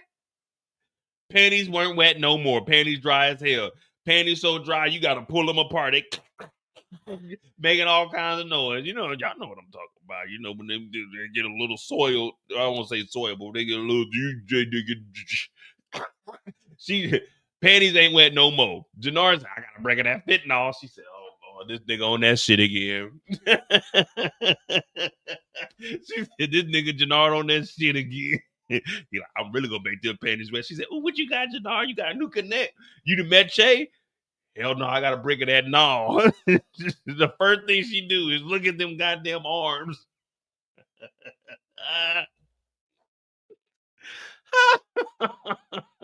Damn, Jenard. Jenard told me, yeah, I'm really gonna make them panties wet. She said, ooh, what you got, Jenard? He said, I got a brick of that no in the Lambo. What? You on that shit again, nigga? You gotta choose between me or the needle. That's a wild ass conversation to have. Like, I think I told you guys about my first middle school kiss. My first middle school kiss was this girl Keisha. You know, I ain't gonna dox her or anything. My first middle school kiss was this girl Keisha. This is a week before I got kicked out of school for stabbing a nigga. The first kiss I had in middle school, like my first real kiss that I had was in middle school, 6th grade, in the back lockers. Keisha's locker is probably like 2 lockers away from me. And she kissed me. And then as I got older, I got expelled from school for stabbing a nigga a week later. I didn't come back to school till like my 7th grade year. And I had graduated. Did I graduate? No, I was a senior. And I started messing with this girl named Mackenzie. No, was it? Yeah, Kenzie. So I started messing with this girl, Kenzie, and it turns out my first kiss went to her school. So we were just talking about who I knew at the school, and I told her about this girl, Keisha. And she was like, yeah, Keisha on crack now. I'm like, nigga. What? Well, I don't know if she was on crack, but they said Keisha did crack. So I was like, damn, that's fucked up. But imagine, like, if I would have linked back up with Keisha and found out she was on that shit. I'm not telling her she got to choose between me and the rock. She done chose the rock. You need to go hoop, do whatever you doing with that rock. I'm not fucking with you no more. But Shanti talking about you got to choose between me and the needle? Like, nigga, I'm not sticking around for no rehabilitation of nobody. Now, I never seen Keisha again after I got expelled from school, but still, my first kiss, they said she was on crack. Like, it's not funny, but they said she was on crack. Like, damn. I'm like, damn. Well, it was a good thing I didn't pursue her anymore. But, and this is what, 2002, 2003? I'm like, damn, I ain't no motherfuckers are still doing crack. But they said she was on crack, man. It's a sad story. I don't know whatever happened to her. After that, I never like looked her up or anything. But anyway, Shanti looking at the arm like, you got to choose between me and that needle. I'm like, oh, hell no. Fuck that. I'm sorry. I just can't trust being around somebody that's on that shit, man. All right, let's say you did it one time or you never did it. Okay, cool. People make mistakes, but I can't be around nobody that's on that shit, man. Nah, that girl wasn't hating. That girl was always like, me and that girl, we cool. She ain't never hated or no shit like that. But that's a true story. My first middle school kiss, they said she was on crack. And I had somebody else verify that went to that school. One of my boys that hoop at that school. He like, oh yeah, man, she different now. All right, well. I never looked her up on MySpace either. So I was like, hell nah. It is just good for me. But anyway, Shanti said she gonna stick around for Jenard. And he said he swore he ain't on that shit, man. He swore he ain't on that shit. So I gotta believe him, man, as of right now. Yeah. All right. And the last time we see him is the coalition has a meeting. And Jenard steps up and he, this is after they severed their head. Jenard steps up and he lets everybody know, man, it's our city, man. These are our streets. No BS. This ain't Detroit. This ain't New York. This ain't Los Angeles. This ain't Miami. This ain't Toronto. This isn't Birmingham, Alabama. This isn't Tacoma, Washington. This isn't Portland, Oregon. This isn't Minneapolis, the Twin Cities. This isn't Rapid City. This isn't Valentine, Nebraska. This isn't Omaha. This isn't Dallas, Houston, San Antonio, Corpus Christi, Austin. This is motherfucking the CHI, home of Kanye West. We don't do no bullshit around here. We can't let nobody come and step on our turf and take over anything that we got. We really about that. So if you in the coalition, the Rainbow Coalition, and you really about that, then step forward and give me a hell yeah. Everybody like, hell yeah, Jenard, this our city. This our shit. Now, Jenard was taking shots at Tommy throughout this whole thing, basically saying this ain't New York City. Can't nobody come in here and step on our shit and do what they want to. I said, there we go, Jenard. I know Jenard ain't on that shit right now. And then he also tells Tommy the same thing I've been telling people after I've actually analyzed and watched Tommy fucking Egan. Tommy Egan is the reason that all this bullshit is going down. Tommy Egan is the reason we're all fighting for our lives every day instead of having the only problem of being able to figure out what to do with this money. Hit that like button, hit that subscribe button. That's Jenard damn Sampson or Simpson or whatever the hell they last name. That's his story right there. I'm Mo.J. Let's go. Let's go.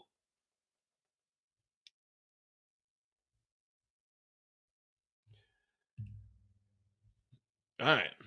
That's Jenard's story. As of right now, he isn't on that shit. So we good. We good.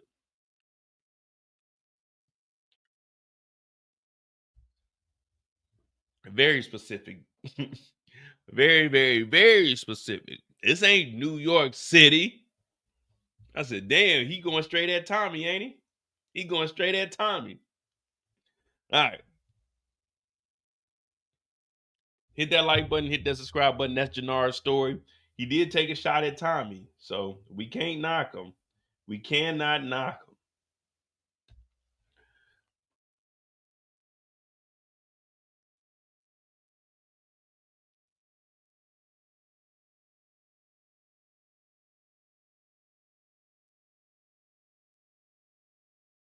All right, what we at? We had an hour. We had an hour and a half.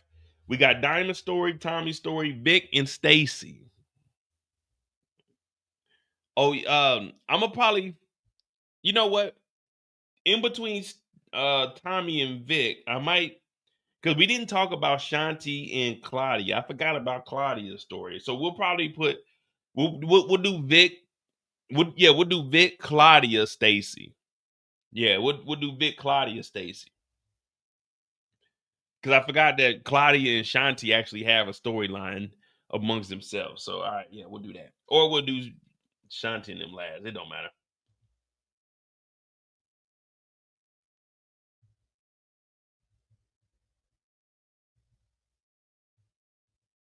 We were off the clock. CLAUIDA.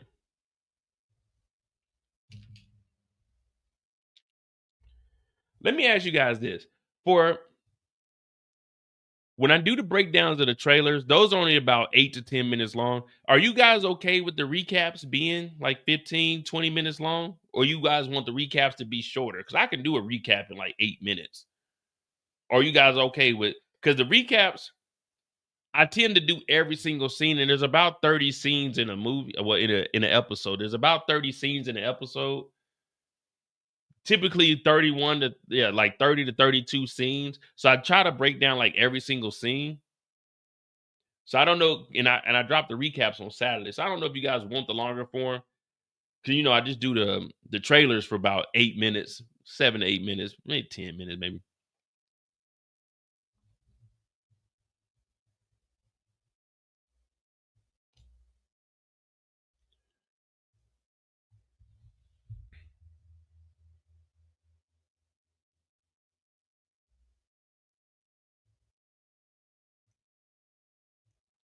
All right, so episode 3, the trailer is on the channel. That's about 9 minutes. The recap is uploaded. It'll air tomorrow at, I want to say, noon Eastern. And I think that's about 17 minutes, 17, 18 minutes. But next up, we got Diamond, followed by Tommy, Vic, Stacy, and then Claudia and Shanti's story together.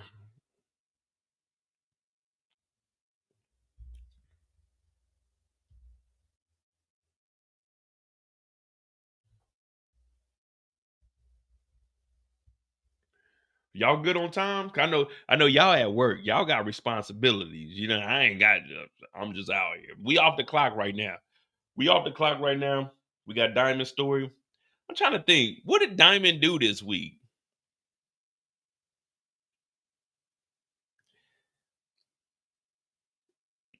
They really haven't dove into Diamond's story so much. You know what I mean? Jenard got his storyline going on.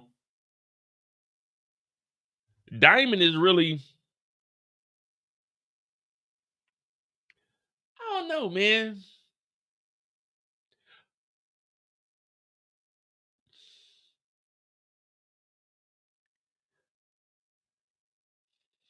Well, they got Diamond starting to see.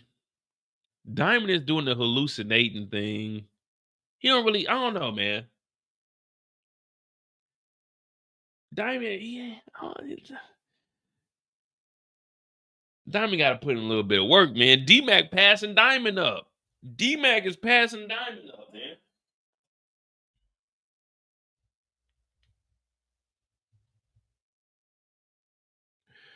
Give me a second.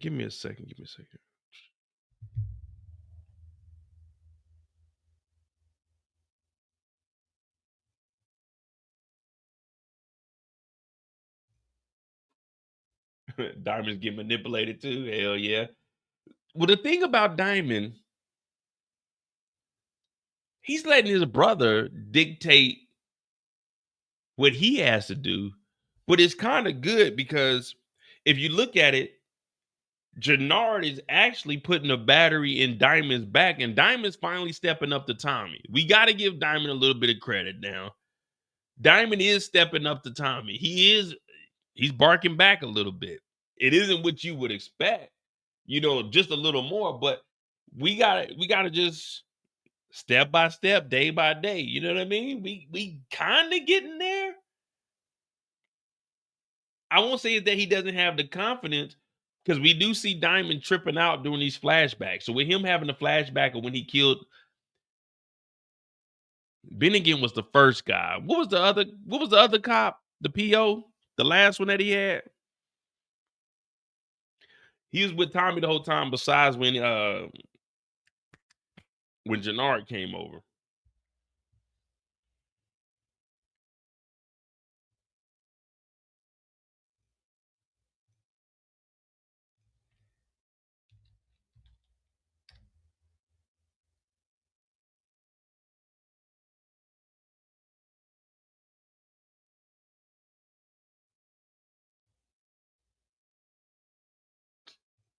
We'll see though. All right, give me 1 second. I'm trying to.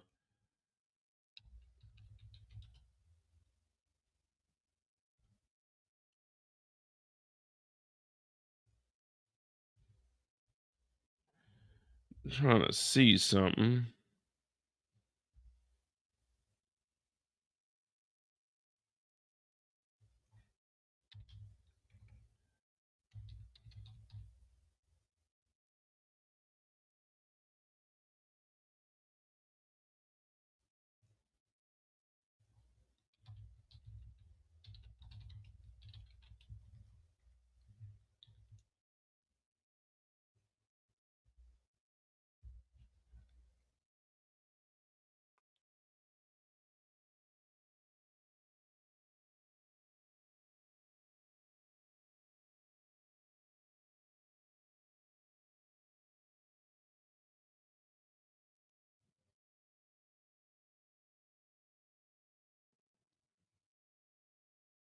All right. So we got our boy Diamond. We about to get on the clock, man. Figure this thing going out.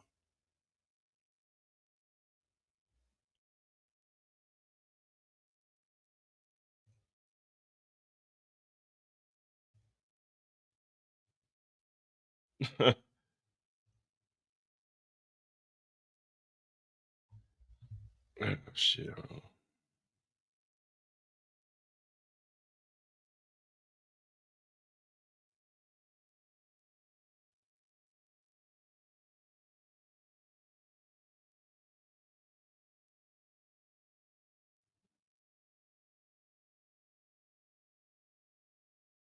Oh, y'all bitches don't like something.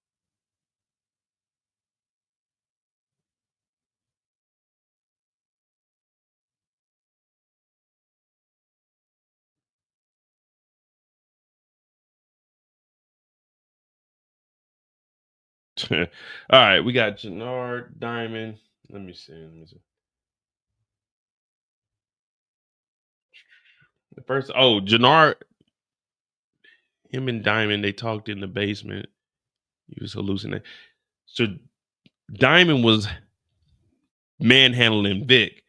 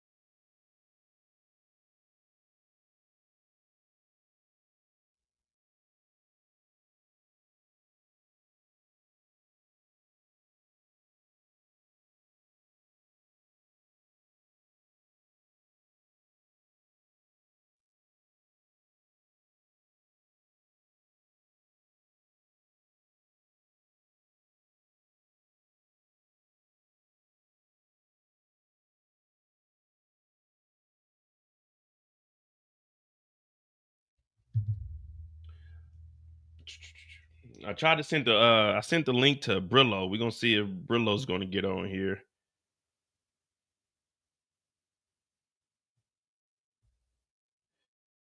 So that's what I was doing. All right. Auntie Knows Kitchen, what's going on? Now we're about to get on the clock. We got Diamond. Sent the link to Brillo. Where we at? 1.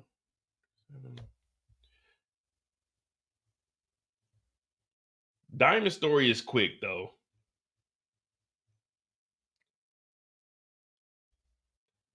The first time we see Diamond, all he's doing is dunking our boy Vic. I'm talking about VIC, in the words of Brillo, in a blender, in a hot tub, in a motherfucking headlock.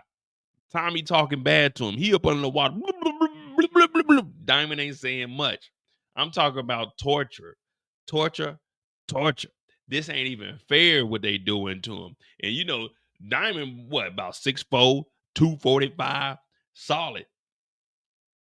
Vic over here going through it. Diamond, he don't really, let's be honest. Diamond don't really care about doing all of this. Diamond just wants to make sure that he's getting his 50-50 cut with Tommy. So as of right now, Tommy is kind of an op. I mean, we fuck with Tommy, but he's kind of an op. Let's just be real. Until we see what direction Diamond's going to move in, because we know he's trying to take out D-Mac. He didn't even want to work with Vic being the snitch. And that's what they're talking about here. They let Vic go. He's like, man, just answer the phone when Tommy calls. But he's like, man, is this really something that we can do? Can we really trust him? Tommy's like, nah, but we gonna make it work for us. I'm with Diamond on this. Hey, Tommy, we gotta move a little differently, man. Being this close to the feds, knowing that I got bodies, you definitely got bodies, we got bodies. Diamond is really starting to look at, man, I'm close to going back to prison. And none of us want to go to prison. None of us.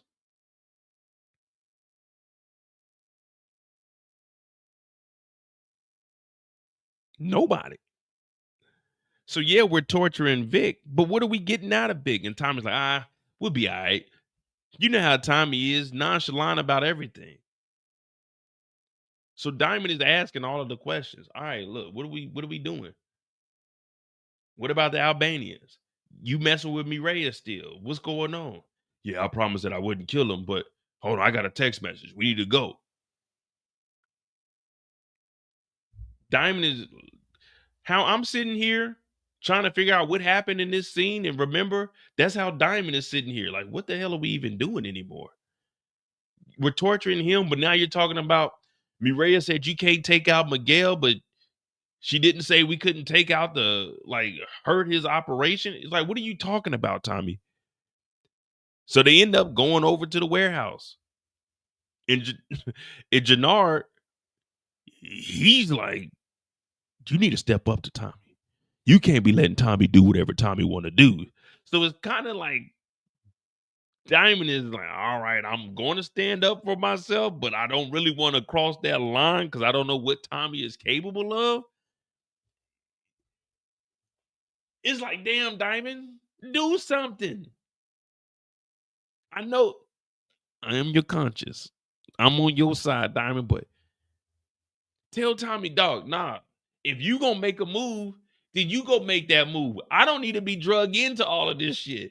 Diamond is really starting to rethink, like, man, you know what? When I came home, I was messing with an officer. I ended up getting with a journalist. I probably would have just been better doing all of that and not getting into none of this shit. Is there an exit strategy for me? We don't know. We don't know. But Diamond is just out here. Like, Diamond, make a decision, bro. Come on, man. We depending on you.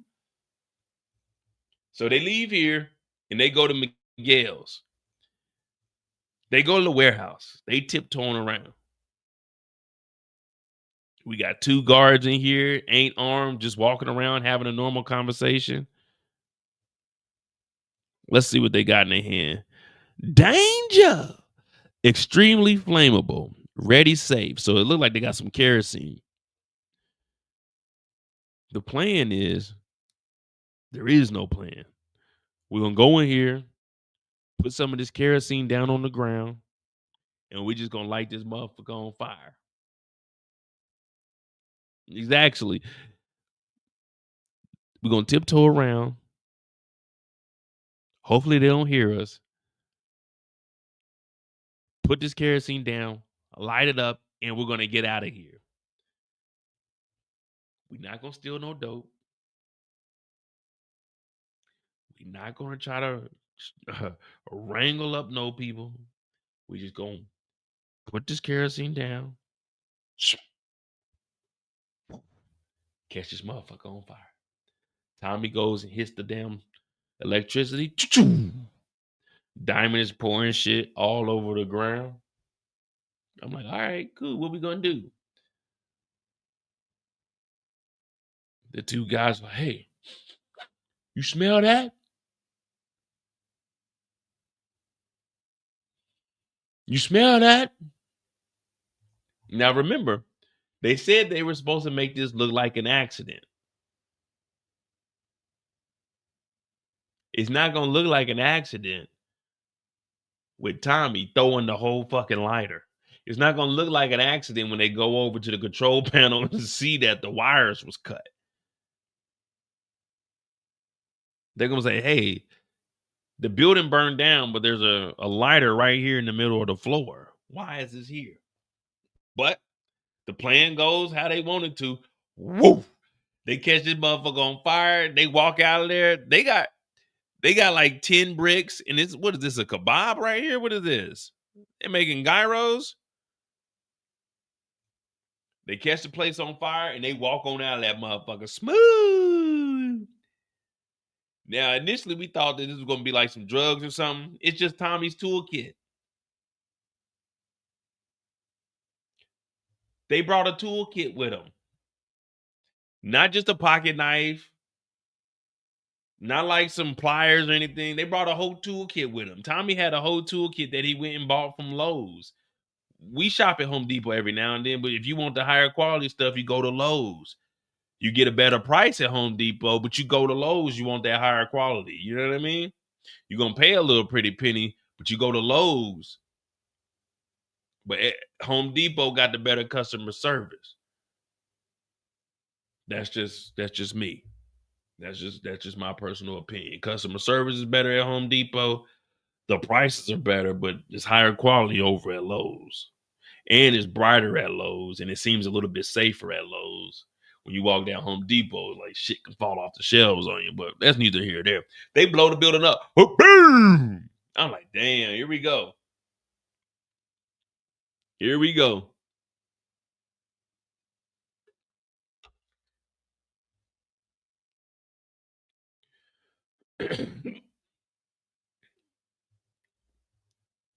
They skate up out of there, but now Miguel is out of action.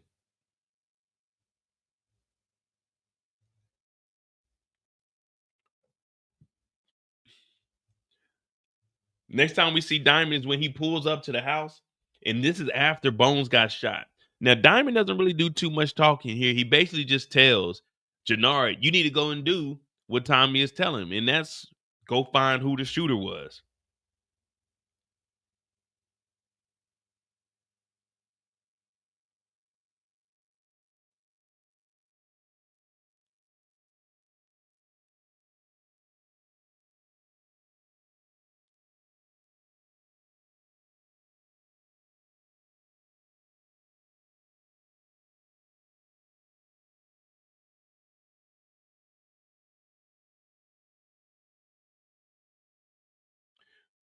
Real quick, I just got a message.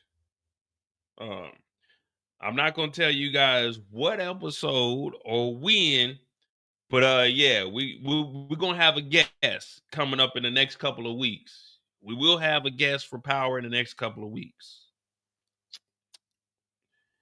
Yeah, I just got the message now. So all right, we'll worry about that when we get there. But let's get back to it. We will have a guest in a couple of weeks. They said it's a doozy, but Diamond is over here. Hey, Jenard, just do what he says. You know what I mean? We gotta make it out of here. We gotta get up out of here. We gotta find out who the shooter is.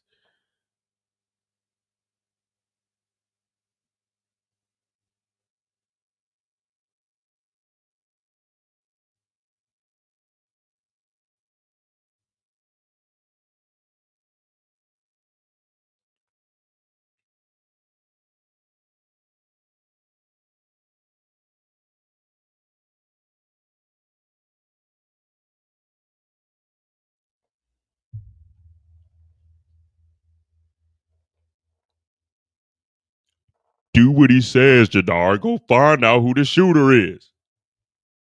So they gotta go find out who the shooter is. Diamond really don't have much.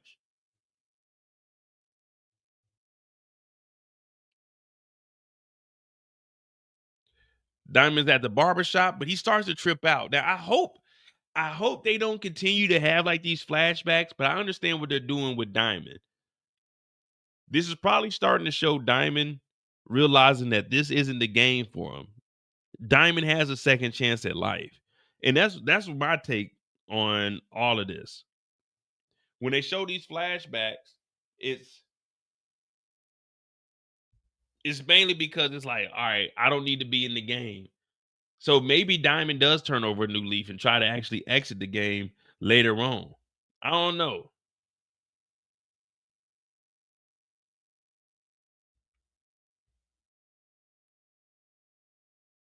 I don't know.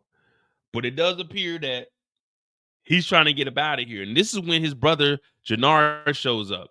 And they go down in the basement. And he doesn't know that Jenard is talking to him like, hey, man, when's the next meeting with Che? He's just thinking that he's like, hey, when's the next meeting with Che? Because he wants to be filled in. But nah, he's really trying to backdoor you, take you out the game, and him and Shanti step up and take over everything that CBI has done. So he's like, all right, cool. Look, I know Tommy's a lot to work with. Jenard like, hell yeah, he is. I told you, he get away with every motherfucking thing. So he's like, look, check it out. Handle the D-Mac situation. I got Tommy. The meeting is next week. And don't make this come back on us. And the reason I just said that I believe that he's looking in the mirror so he can get out of it, he really don't want to take out D-Mac. I think he just saying this to see how far his brother would go. And if it comes back on them, he can easily just point his finger at his brother Jenard, because it's weird. One minute you think that Diamond doesn't know what's going on, but then Diamond does know. I'm gonna say he playing dumb. I'm gonna say Diamond is playing dumb.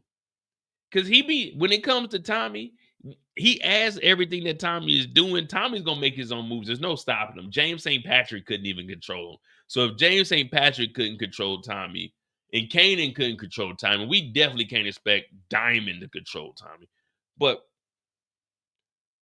Diamond I think he's just going along with it. He's just going through the motions.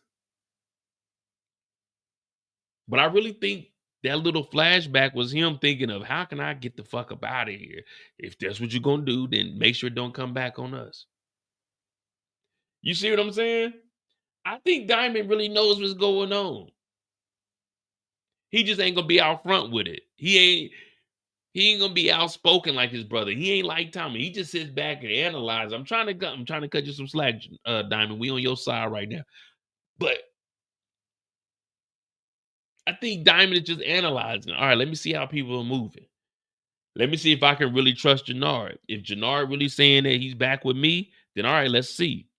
If I give him a task, can he handle that? D-Mac ain't listening, but D-Mac is hot. D-Mac got a cop. If we can get him out of here, that's just one more degree of separation between me and that cop. Because everything's gonna come down. D-Mac might start telling. D-Mac might not tell on his dad or his uncle. He might tell on me and my brother. It's CBI business. So okay, get rid of him, because that's just protecting him. And if you do get rid of D-Mac, that'll potentially save Tommy also. So for Diamond, I think Diamond really knows what's going on. He's really putting some plays together, but he's just not out with it. But he has his own escape plan. Is that making sense? Or is it just me bullshitting y'all? Is that making sense? Or is it me bullshitting y'all? Y'all could be like, Mo, you bullshit this. I'm trying to figure out what the hell going on with Diamond, man. We got the flashback. So I'm looking at it like Diamond's really trying to get up out of this. And he's trying to cut off anything that would go back to him going to prison.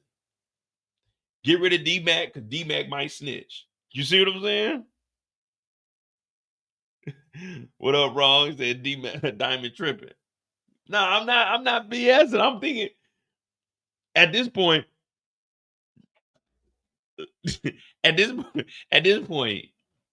D-Mac is wilding out.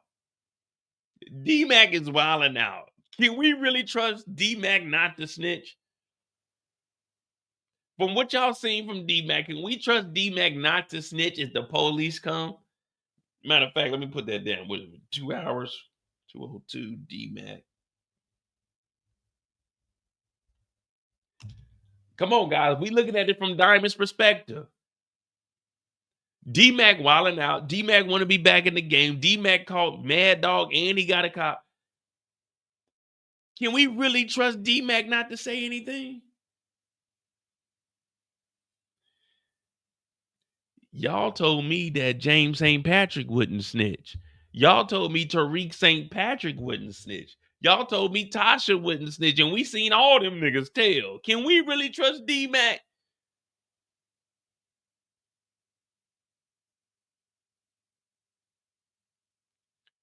Tommy told D-Mac to leave that CBI shit alone. What's the first thing he did after Tommy left? He went to rob some Asians. Can we really trust D-Mac? D-Mac might not even snitch. D-Mac might just be caught up with the same gun or something. Can we trust D-Mac? I don't know. Oh, I'm thinking, well, I don't know.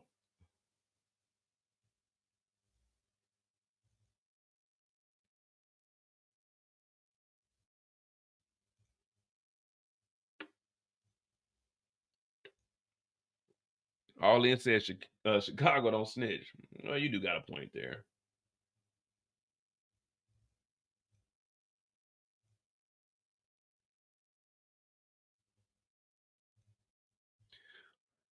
Chicago don't snitch.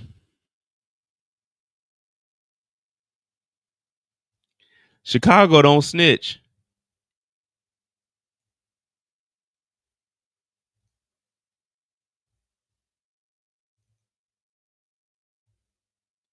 Chicago don't snitch. Chicago don't snitch. Chicago don't snitch. Chicago don't snitch. Chicago don't snitch. Chicago don't snitch. Chicago don't snitch. Chicago don't snitch.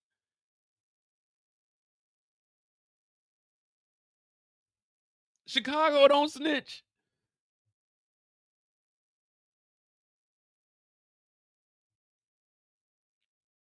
Where were we? Oh yeah, Diamond. Really? All right. Then they end up getting the text message. Ortega's in solitary confinement. Miguel's operation is blown, and we're back here meeting with the Albanians. And this is pretty much the end of Diamond's story because they do meet with the coalition, but Diamond isn't doing any talking. He's just like, let Jenard talk. Same thing with here. The deal was still on the table. Yesterday's price ain't today's price. And Diamond and Tommy, they talk to the Albanians, and they come up with a deal to be the new suppliers to the Albanians. That's Diamond's story. It's real short, straight to the point. I do want them to expand on his story so we can see if he's really going to be with the ish, or is he just going to follow Tommy until they get to the end of the cliff and it's like, this is Sparta, and you kick them off. You get rid of them. You do what you got to do, but watch my shoes. But he is starting to trust Jenard a little bit too much. Jenard is starting to push up on him, just like Shanti has. And I don't know if it's because it's his baby brother, but Diamond is, I'm not sure if he's aware of his surroundings. I'm not sure if he's actually looking at Jenard as potentially an op. But that's his story, man. That is his story. What y'all think about Jenard? Is Jenard being too open with his brother and giving him too much information? Or does Diamond have a plan? A master plan? We off the clock. All right. We off the clock. We had 2 hours. Cool, we good.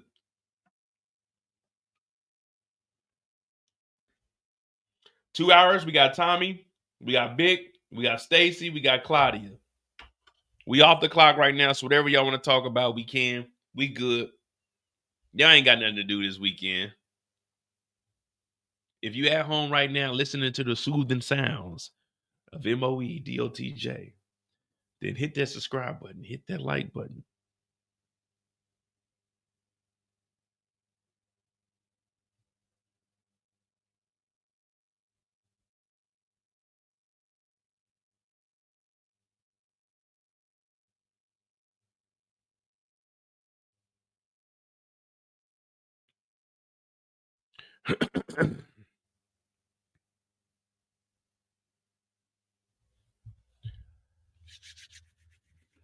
Grab you a glass of wine if you old enough to drink.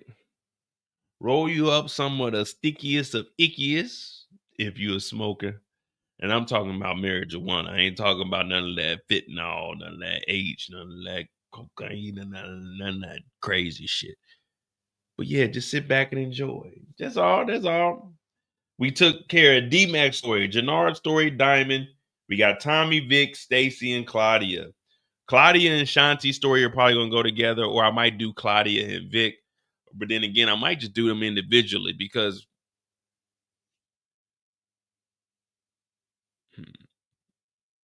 I don't know.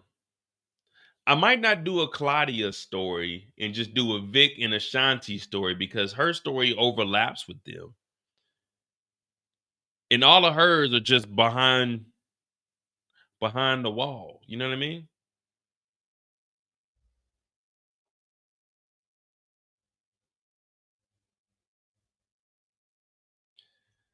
Thank you, Patrice. Tell all the older patients. Nice to meet you. Hope you were enjoying this Friday evening. Make sure y'all get some snacks for me. Eat one for me. You know what I mean? See if they got some gummy bears. I like gummy bears. So if y'all gonna be eating gummy bears, do one. Hold it up. Kiss that mug and then eat that mug. But that one gummy bear gonna be for me. You know what I mean? Do it for me, please. Do it for me.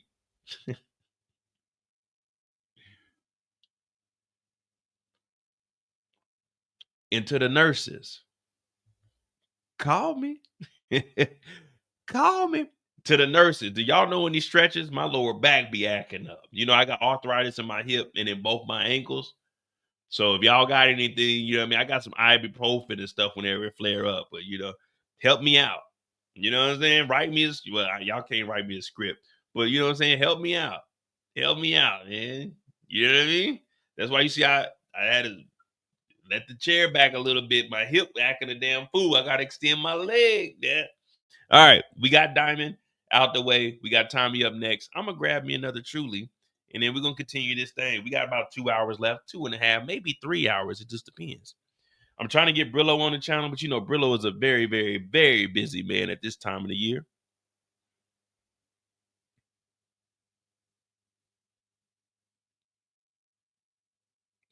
Oh yeah, I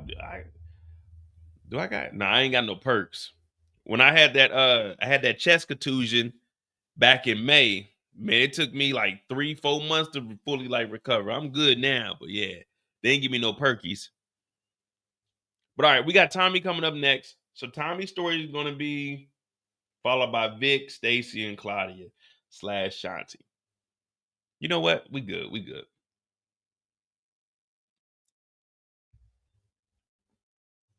Hit that like button. Hit that subscribe button. Discord is pinned in the chat if you want to talk about TV shows, movies. Just, you know, want to have a conversation with people that you run into in the chat. The Discord is pinned in the chat. Support the channel. Cash App's pinned in the chat. Subscribe to my other channel. We're trying to get to 2,000 subscribers over there also. You know, I was affected by the government shutdown. So if you want to support, I definitely appreciate it. Cash App's pinned in the chat. But what I ask is just hit the like button and subscribe if you're new to the channel. Hope you guys are being entertained. We got Tommy up next. And from there, it ain't no telling where we go. It ain't no telling where we go.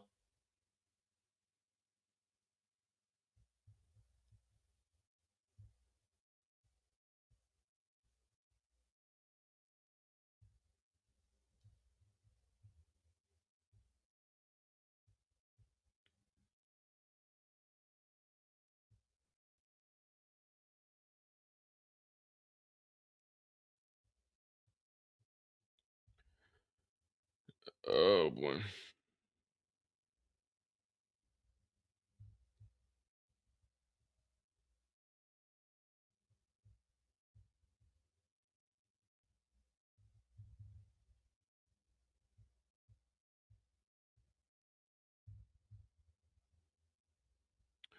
Give me a second. I think I'm talking to Brillo right now. Y'all want Brillo to come up? You know, me and Brillo, the tag team champions.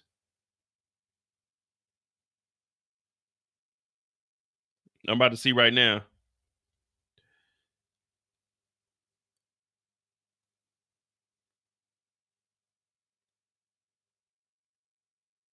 And then me and him could talk about Tommy if he joins. You know, Brillo, I think he might just be getting off work and stuff. So we'll see. But I sent it the link. Give me like 2 minutes. See what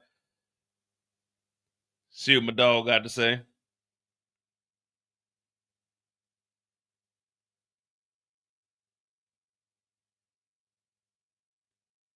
Y'all gonna watch that Michael Jackson movie?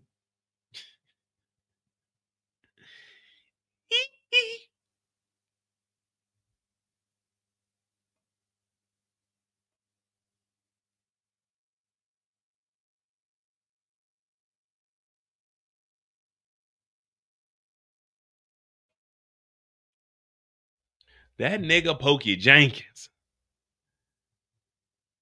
That nigga Pokey Jenkins.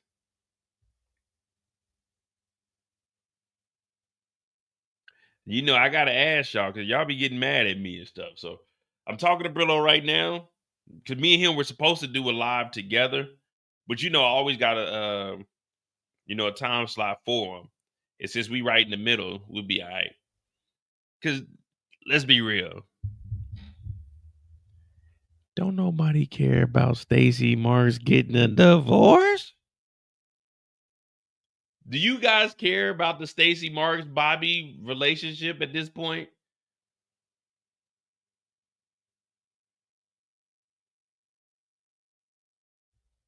Does anyone care about the Stacy Marks and Bobby? To be honest, Stacy really don't even have I don't know, man. It's just she gets served the papers. She meets with Vic, and then they have a conversation. It really ain't. If they get a divorce, that's gonna fall up under any scandals or anything of that nature. She's running for mayor.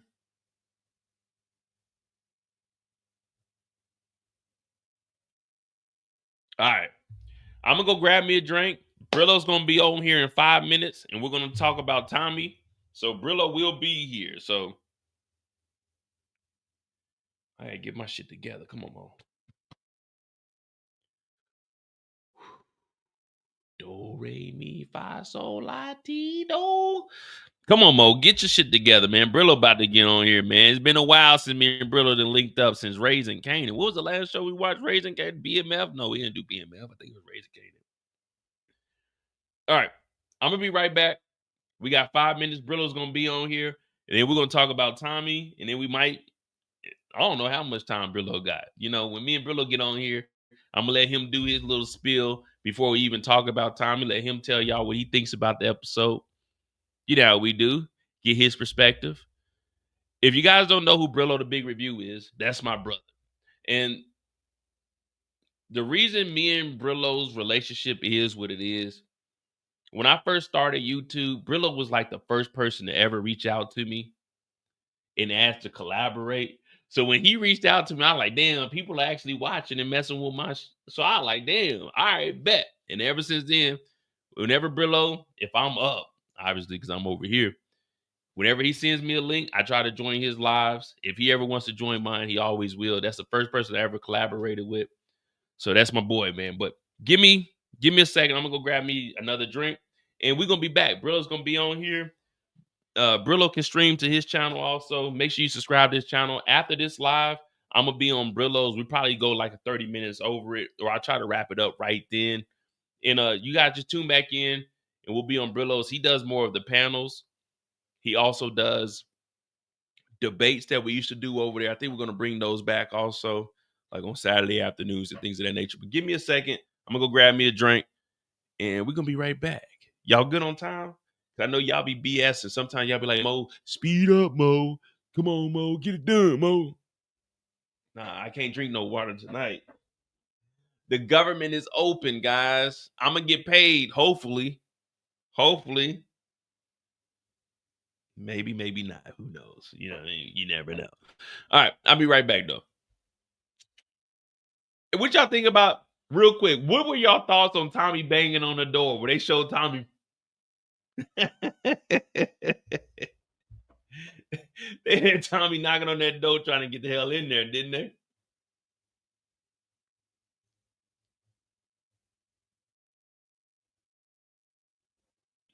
I'll be right back. Hit that like button, hit that subscribe button.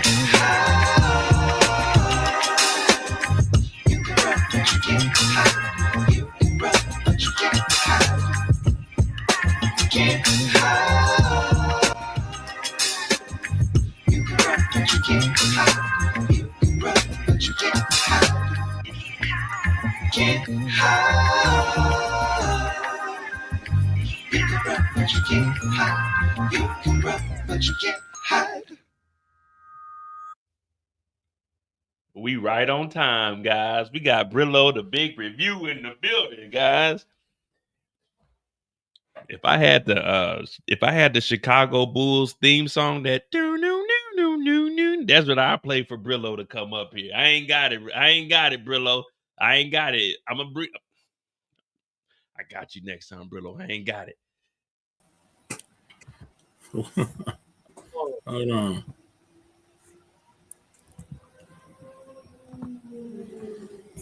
One second. I had to get that straight. Can you hear me? Yeah, I got you. I can hear you. Back in the building. Back on Mo.J. What's good, man? Chilling, man. Hey, there's no echo, is there? Nah, you golden. All right, because the last time I had somebody on here, Kid Gravity, it was some echo. I thought it was me. All right, cool. All right, guys, we got Brillo, the big review, back in the building. It's been a while, man. It's been a while. If you don't know, as you just heard me say before I went to go get me another drink, this is my brother Brillo, the first person to ever reach out to me. So I'm for always grateful for whenever he's available to get on the live or whenever he has one. So Brillo, you know how I do. Rate the episode, and then I'm going to give you the floor to, you know what I'm saying, just give your spiel. I'm not gonna lie. Episode 2 was good, man. If I'm going scale of 1 to 10, I give it about an 8. Still had some things I got questions about, man. But hey, man, found out I got a new family member, man. Somebody add them to the family tree, man.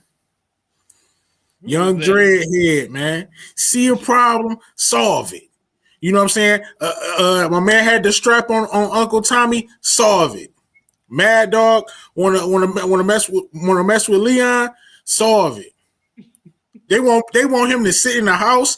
No, I'm gonna go get some money, Mo.J. I'm gonna go get some money. You know, and then they still want to play him to the side. Oh, you can't join CBI. Hey, look, this boy, hey, D-Mac ain't scared. He don't care about King Kylo. He don't care about Tommy. He don't care about none of that. He outside. That's my little cousin, D-Mac.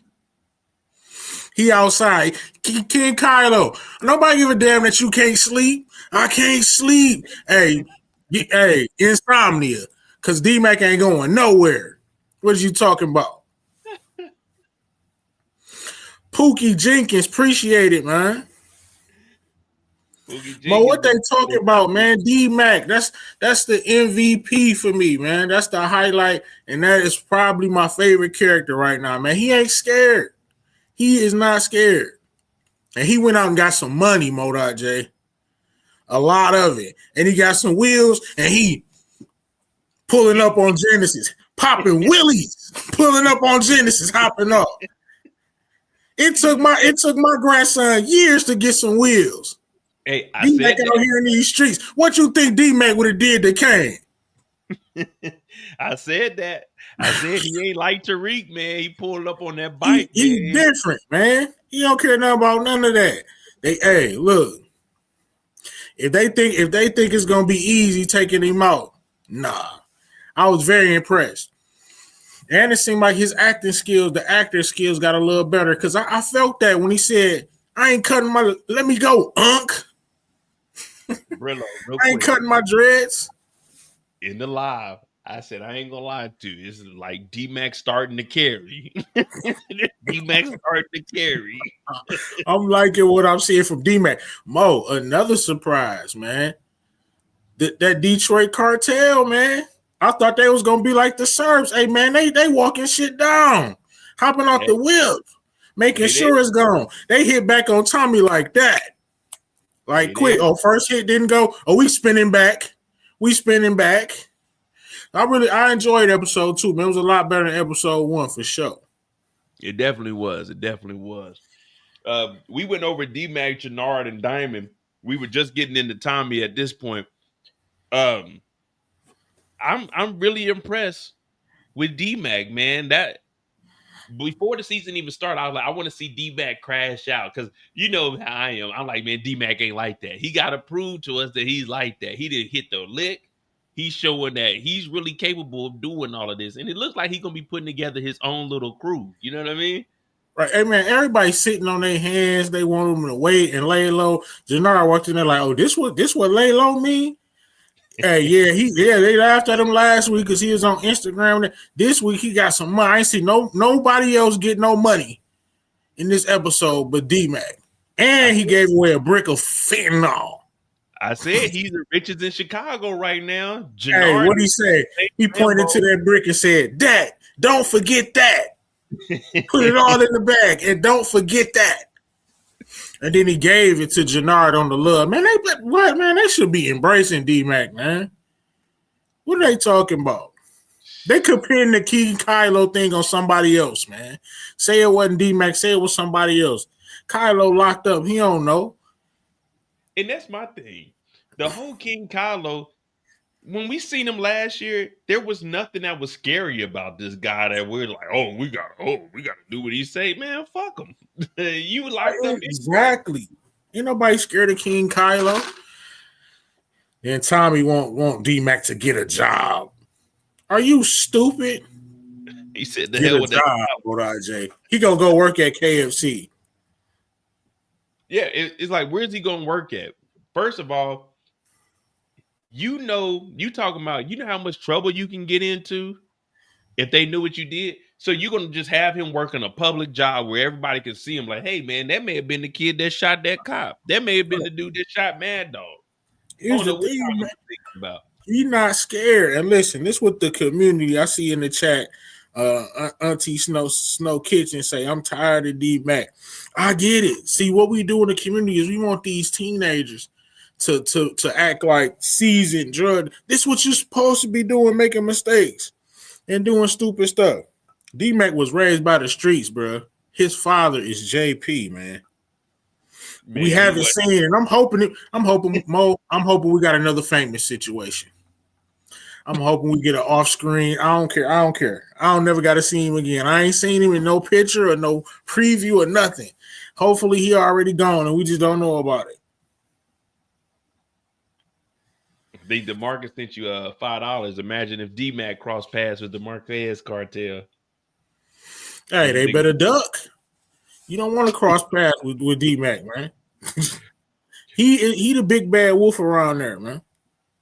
I know I said we're gonna be talking about Tommy, but it don't matter. We'll continue to talk about Oh, D-Mac. yeah. Well, okay, let's talk about. No. We good. What you on time? I'm gonna join your live right after. So Look, man, we can talk. Tommy walked in that boy like the Lion King with that with a severed head. You know how he held up Simple. He walked in that boy like, what are you doing? No, all you need to do is say we handled the hit, man. We got him. Don't nobody need you coming there with no bowling balls.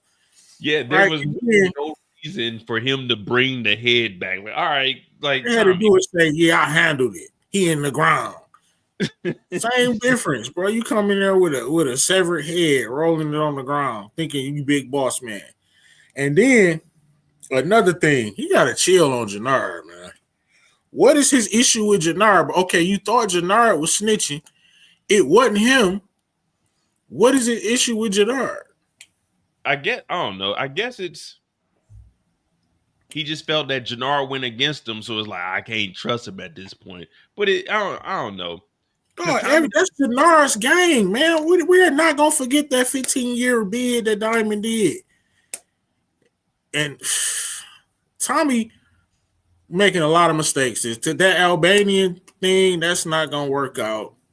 Okay, we drowning Vic right here. Like, where is this going with this whole Vic? They trying to turn Tommy into too much of a mastermind to me, man. Like, what? Like, and then Diamond is like number 2 for real. Like, you look at him, the muscle. Like what? Yeah, like he's nothing. Tommy runs CBI. It's supposed to be 50-50, and that's exactly what Jenard is telling them. I mean, like, hey, you supposed to be Tommy's partner, bro. Step up, do something. And I was trying to cut him some slack because I was talking from his perspective. But right now, he just got you doing all the dirty work. You just muscle, you just security. Put him in the seat. Like, damn, Tommy, you're supposed to be his boy. You're supposed to be his partner. Right, just ordering them around. Like, and dude, okay, the scene with him, okay, is this me being too critical? Because the scene when they blew up the warehouse, man, like what? Like, come on. Oh man, that was terrible. That was terrible. We literally just went over that. Like, all right, you going in there, y'all tiptoeing around. He's throwing down the kerosene. Tommy blows it up, and then they just walk out casually. Like, then he gets a phone call in the middle of all this. He gets a phone call from Vic. Answers it. Yeah, she's in. How the hell where's the security, bro? Mo, these are the bricks. Where is the security for the insane clowns or whatever they what? The insane princesses? It was 2 dudes walking around with no weapons talking about you smell that. They walking around and having regular conversations like a video game. Oh, this is the warehouse with all of the bricks, Mo. What are they doing? Yeah, you would think it would be more. No, go ahead. Yeah, you would think it would be more security. You would think, yeah, with the whole warehouse, the whole operation is here. You got 2 security guards walking around having regular. Hey, did you watch the FIFA match yesterday? No guns. Hey, you smell that? And they just sitting there. Look at this. They not doing anything. They didn't got blown up. The whole gang should have been in there guarding that. You need to have cameras, everything up in there. Well, I got cameras, HD cameras everywhere, people outside, people on top of the roof. It's no way. And then Tommy got this. He just drives his car there, parks on the side. These are the things that it's disgusting. Like, what? That's why we call him a cartoon character. That was ridiculous, bro. In his broad daylight. It's not like they went over there in the evening, dusk, nighttime. They went over there at 11 in the morning, set this thing on fire, and just walked out. And he's doing all of this. How in the hell you think Che not gonna find out? And not only that, why didn't you steal the bricks from him? So you burned up the dope when you're trying to sell dope too? Like you could have stole it. You could have easily just apprehended these two, tied them up, took the bricks, and then burned it up or something. He just like, well, let's burn it down. Like I've never seen anyone go at someone like in the dope game and not take their drugs. He just burned up the drugs and just like, we can get the Albanians just wasted it. Let me ask you this, man. Why not ask Che for help with the cartel? At the end of the day, they messing with his business too. Yeah, they could easily, Miguel and Tommy, we can stop beefing with each other. Let's go to Che. Let's take out the Marquez cartel and let's just divide Chicago in half. Keep in mind that the Marquez cartel is Detroit. They stepping their foot into Chicago. That's Che territory. What's happening here? Hey, Che, I'd have been on the phone. I'd have been told, hey, look, you need to send some hitters down here. They trying to take our food. Ours. Hey, Che, I know you in Mexico, but me and Miguel, we got a problem. The other cartel is overstepping their boundaries. So what we gonna do is we gonna take them out. The coalition's gonna have one side. Miguel's gonna have the other side. There's really no reason to be in Why? First of all, why are they trying to keep Che out of the loop, man? With Tommy, that makes no sense. And Che is the one that decides who gets what territory. They're making it seem like Che just doesn't have it. This is Che's operation, not Miguel or Tommy's. Hey, y'all two work together. You got this side, you got the east side, you got the west side. That's how Chicago, and y'all not gonna beef with each other. And Tommy done gave the Albanians Vic territory. Yeah, he gave them Vic territory, gave them the Irish pubs. Now they're getting the dope that Miguel was supposed to be giving them. Tommy's giving them the dope, but all of it's coming from Che. So Che should be like, what the fuck are y'all doing? Like, y'all making the block hot. Tommy, you're blowing up shit. Both of y'all work for me. Stop. Like, matter of fact, Tommy, you're done. This is it. You're not in. And why not put somebody from the, like, I would have made it look like you said, I would have stole the dope from the warehouse and made it look like the cartel did it. They could have planted up, you know what I'm saying? Made it look like the cartel, whatever their tag is or whatever, just put it there. Make it look like the Detroit cartel did it. That's the thing, Brillo. In the real life, Che wouldn't let Tommy and Miguel do none of this nonsense. He would replace both of them. Like, Miguel and Tommy going at it with each other, all this is doing is making the block high, and it's all gonna come back to Che because he's over all of it. Why are these two? I don't know, man. It's wild, and that's why I call Tommy and Miguel, I call them brother-in-law. You know what I mean? Like, this is a sibling rivalry between the two. They messing up the cartel. Tommy slid from up under that car talking about you put the hits on the wrong one. Like, what? That was crazy to me, man. Hey, this was ridiculous. This was not needed, man. This was not necessary. But Tommy's our comic relief. Like, it is. So you didn't hear this guy getting on this little the little cart and sliding up under there? You just working on shit. Right? How did they get in there first? They must have got there first. How? Okay, too many questions.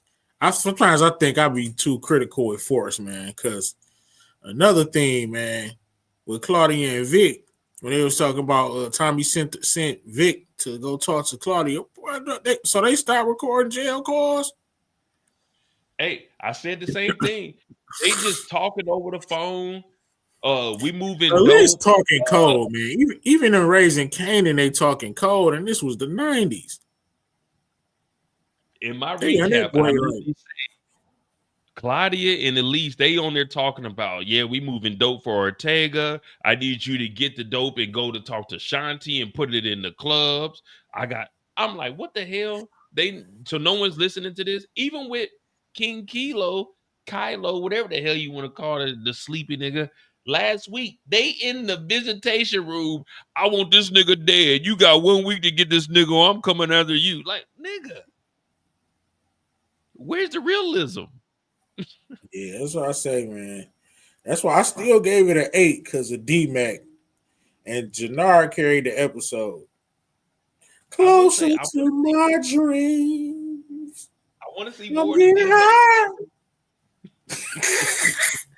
Closer to my dreams.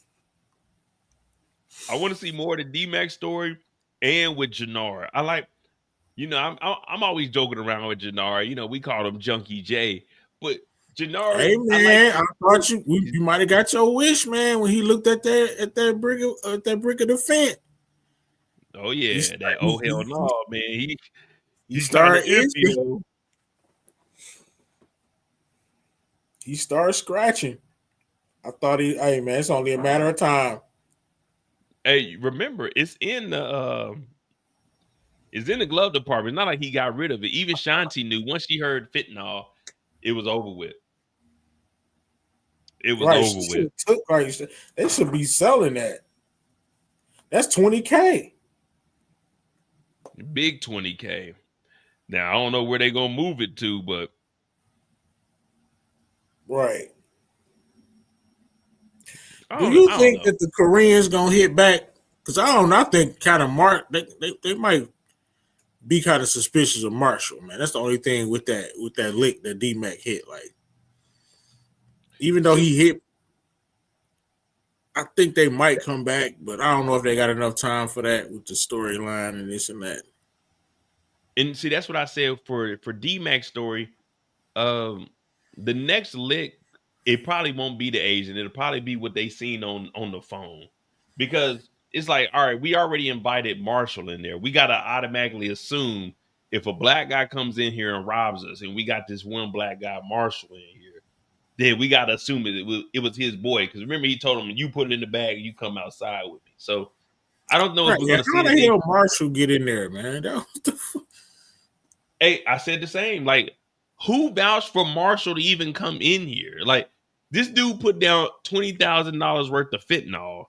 What did Marshall come in there with? $100, $200? Like, no, you can't come in here. First, you black, and we don't even know you. Where are they security at? Like, okay, that scene could have been done a little better. I'm gonna need D-Mac to have at least 2 more people with him. He came in there dolo, holding it down. I mean, it was impressive, but it was a little outlandish. Held up everybody too. By itself, not one person. But, I mean, look at the people that are. How are they slipping like that with that much money around? That's a bit odd. Yeah, and who, like, security didn't pat this guy down that came in with a whole brick of fentanyl? It's just the small things, Mo. Like, they could have had D-Mac with some off-brand, like when they was guarding Mireya. What's my man name? Damn, I think he was on the show. Big Grim. Like somebody like not him, but some nameless characters with no lines could have just been standing next to D-Mac, holding it down. Oh, yeah. When he went in there to make him, like Smurf and Bones, Right, that's what I'm saying. Gotta give him some muscle. Like, he came in there with one pistol in the bag and robbed this whole thing. One pistol in the bag. Hey, and held everybody up. It's got to be about 15 people in here. At least shoot. All right, at least murk somebody. He should have murked somebody. You know what I'm saying? Why not? No, I'm with you. Because I was wondering, like, all right, they just let him come in here. This dude got $20K worth of fentanyl. It's like, all right, who are you and why do you have all this dope on you? You know what I mean? D-Mac immediately went and bought a Kawasaki. Dog, when I tell you D-Mac fucked that check up, I said they probably came out of there with like 70,000, including the dope and the watches and stuff. So they probably gave Jenard the 20,000 for the fentanyl and maybe like 10,000 cash. So they probably left. D-Mac is an earner, bro. That can't you come out of nowhere and your young boy give you 20K worth of fent and a lot of money, and you want to murk him. And that You should be encouraging this dude, man. D-Mac could be under my wing. That'll really get under Tommy's skin, right? D-Mac is with me, right? You got beef with Tommy. What other way? He would hate that. There ain't nothing you could do about it. Tell King Kylo, look, you locked up. RD's making money. You go to the second in command of RD's. Say, look, you want to follow King Kylo, or you want to make this money? You want to be broke, or you want to make this money? Hey, Brillo, this is what I'm gonna say. Man, don't give him D-Mac. I get a ass Marshall. Marshall did it. There you go. Marshall did it. Think about it. All of these kids is expandable.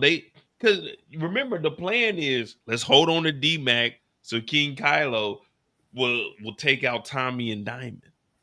Man, what kind of plan is that? And that's because Jenard got his nose wide open, literally, and listening to Shanti. Shanti about to get him screwed over out here. If they really want, if Jenard really wanted him gone, bro, all you had to do was tell the Koreans, look, I know who stuck y'all up. It was D-Mac. He over here. And you heard, so something's got to come back, because you heard Marshall say, everybody knows you're over here. Everybody knows my address. So you could definitely send somebody over there. Somebody might come to the house looking for D-Mac, but they end up getting Marshall. Because I don't think they would mention, yeah, man, everybody knows my address because of you. So that could, like you said, they could come and get fucking Marshall. That'd be interesting. Yeah, we need some meaningful Let me ask you this. What you think about the whole Stacy Marks and Bobby DeFranco, the divorce? I don't think we should be seeing that. I don't care about that. Ooh, why are they like, dude? That's like, we don't even care, bro. We don't care. Bruce Lee on the screen, like, we do not care, bro. Like, what's like, dude? She in the blender anyway. Okay? Vic is going to do something to ruin her career and credibility. We already know that. But as far as the divorce, like, who cares? She's not going to be mayor of Chicago, man. And even if she is, we don't give a damn. We ain't going to be here next season. Right. we going back to New York City. Now, I did want to, it's a dilution of marriage, civil union. So they've been married since 2015. I looked at that down here. So they got married in 2015. I was trying to see. The only reason I took a screenshot of this, I wanted to see if he was going to get anything from it, but it was a little bit too blurry for me. He is sucking, man. He ain't getting nothing. Yeah, so they've been married for, not 10 years, 9 years, because this is 24, but still. Why divorce her not? Like, she don't even make sense. Yeah, she about to run for mayor. You might as well stay around and be the first, what is it? Not the first madam, the first sir, or whatever the hell it is. Right, like, why now? Oh, I'm gonna ask you something, because we're supposed to get into Tommy's, but let me ask you what you think about this real quick. I mean, I know what your response is, but let's let the people hear what you got to say. Hold on, let me find it. I think you know exactly what I'm talking about. Hold on.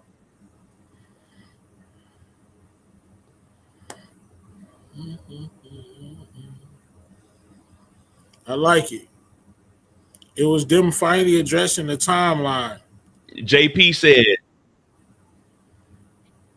real quick, JP texts Tommy, Kate checked herself out of the hospital and went back to New York.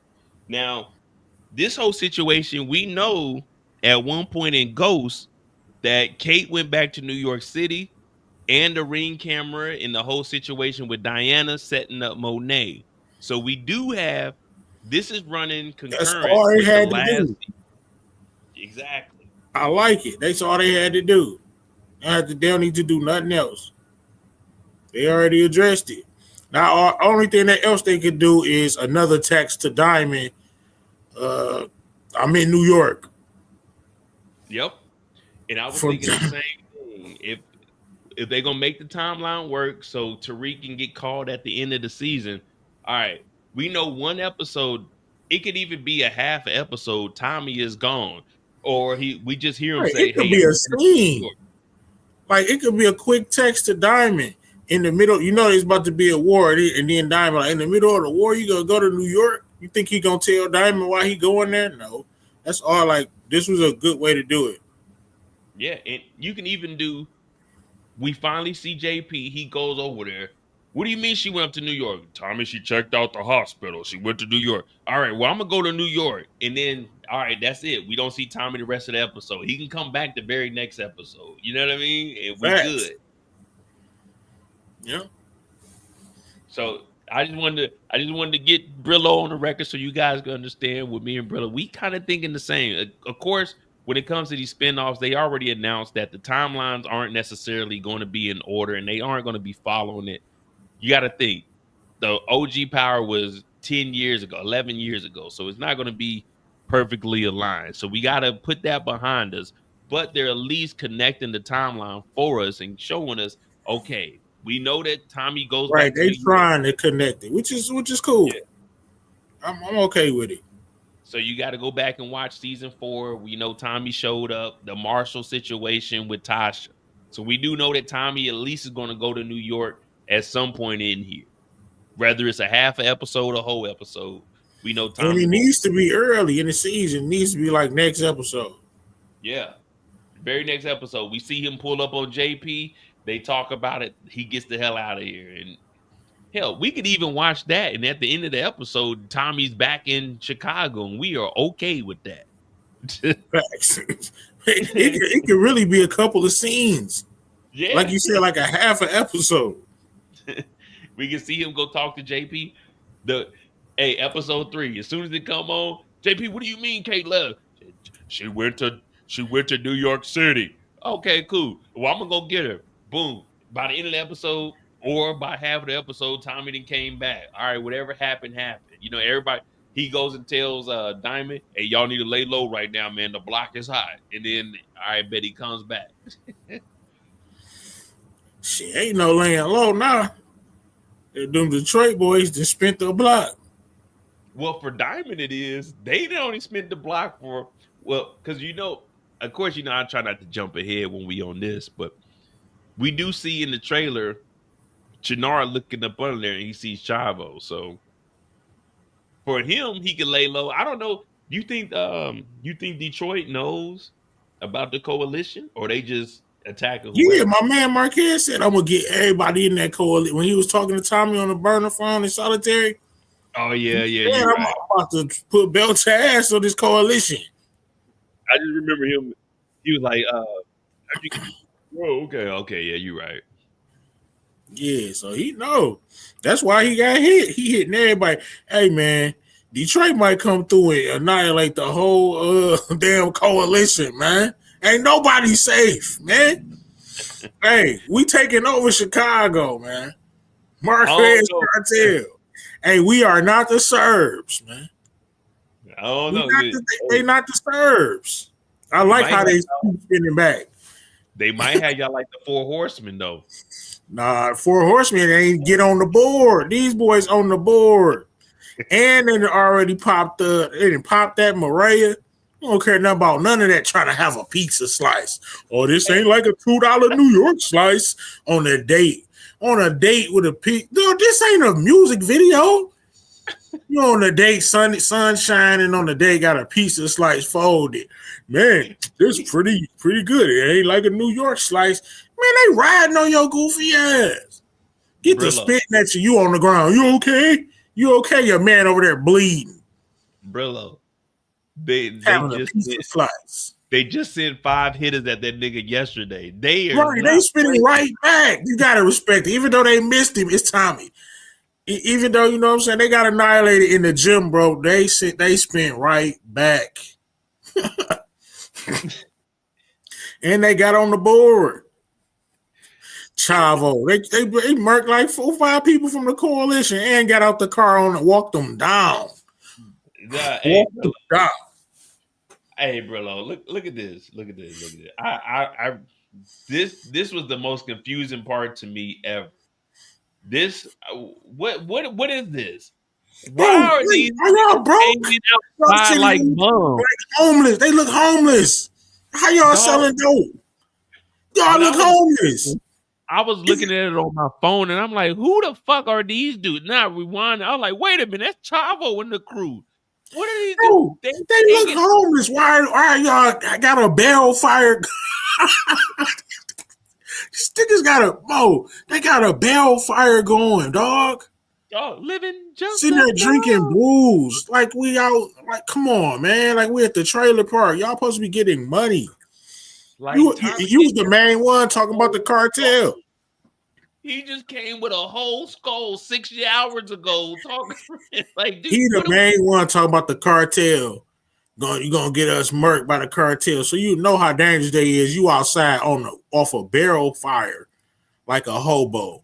Dog, they sitting on fucking old seats out of back the back of 1967 cars. Right, that's a hangout spot for Marshall and the young CBI. You know what I'm saying? For some young kids. When I was watching, like, who is this? And why are they out here like that? That's some wild shit. Like being honest, I don't know what they thought they were doing with this scene, but I like this is stupid. They could have caught them. They could have put they could have had them run up in the bar or something. They little hangout. I would have liked that better. They kick you in the door of the bar and get the.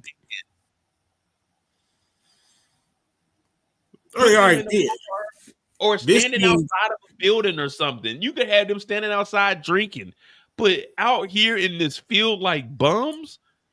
Yeah, that's crazy. That was crazy. Kendall said they probably do that in Chicago. Man, I don't know nobody with money that does. I don't know, Kendall. I hope not. They making y'all. They ain't making barrel fires and hanging out on the block. Yeah, I can see this in your back. There's a difference between doing this in your backyard. You got a couple of your boys. Hey, we're gonna put the little fire in the back. You know, I got the little. All right, cool. Right, yeah. But this is in an empty lot, man. In the lot. You got to worry about supposed to be a boss, and you out here just hanging out.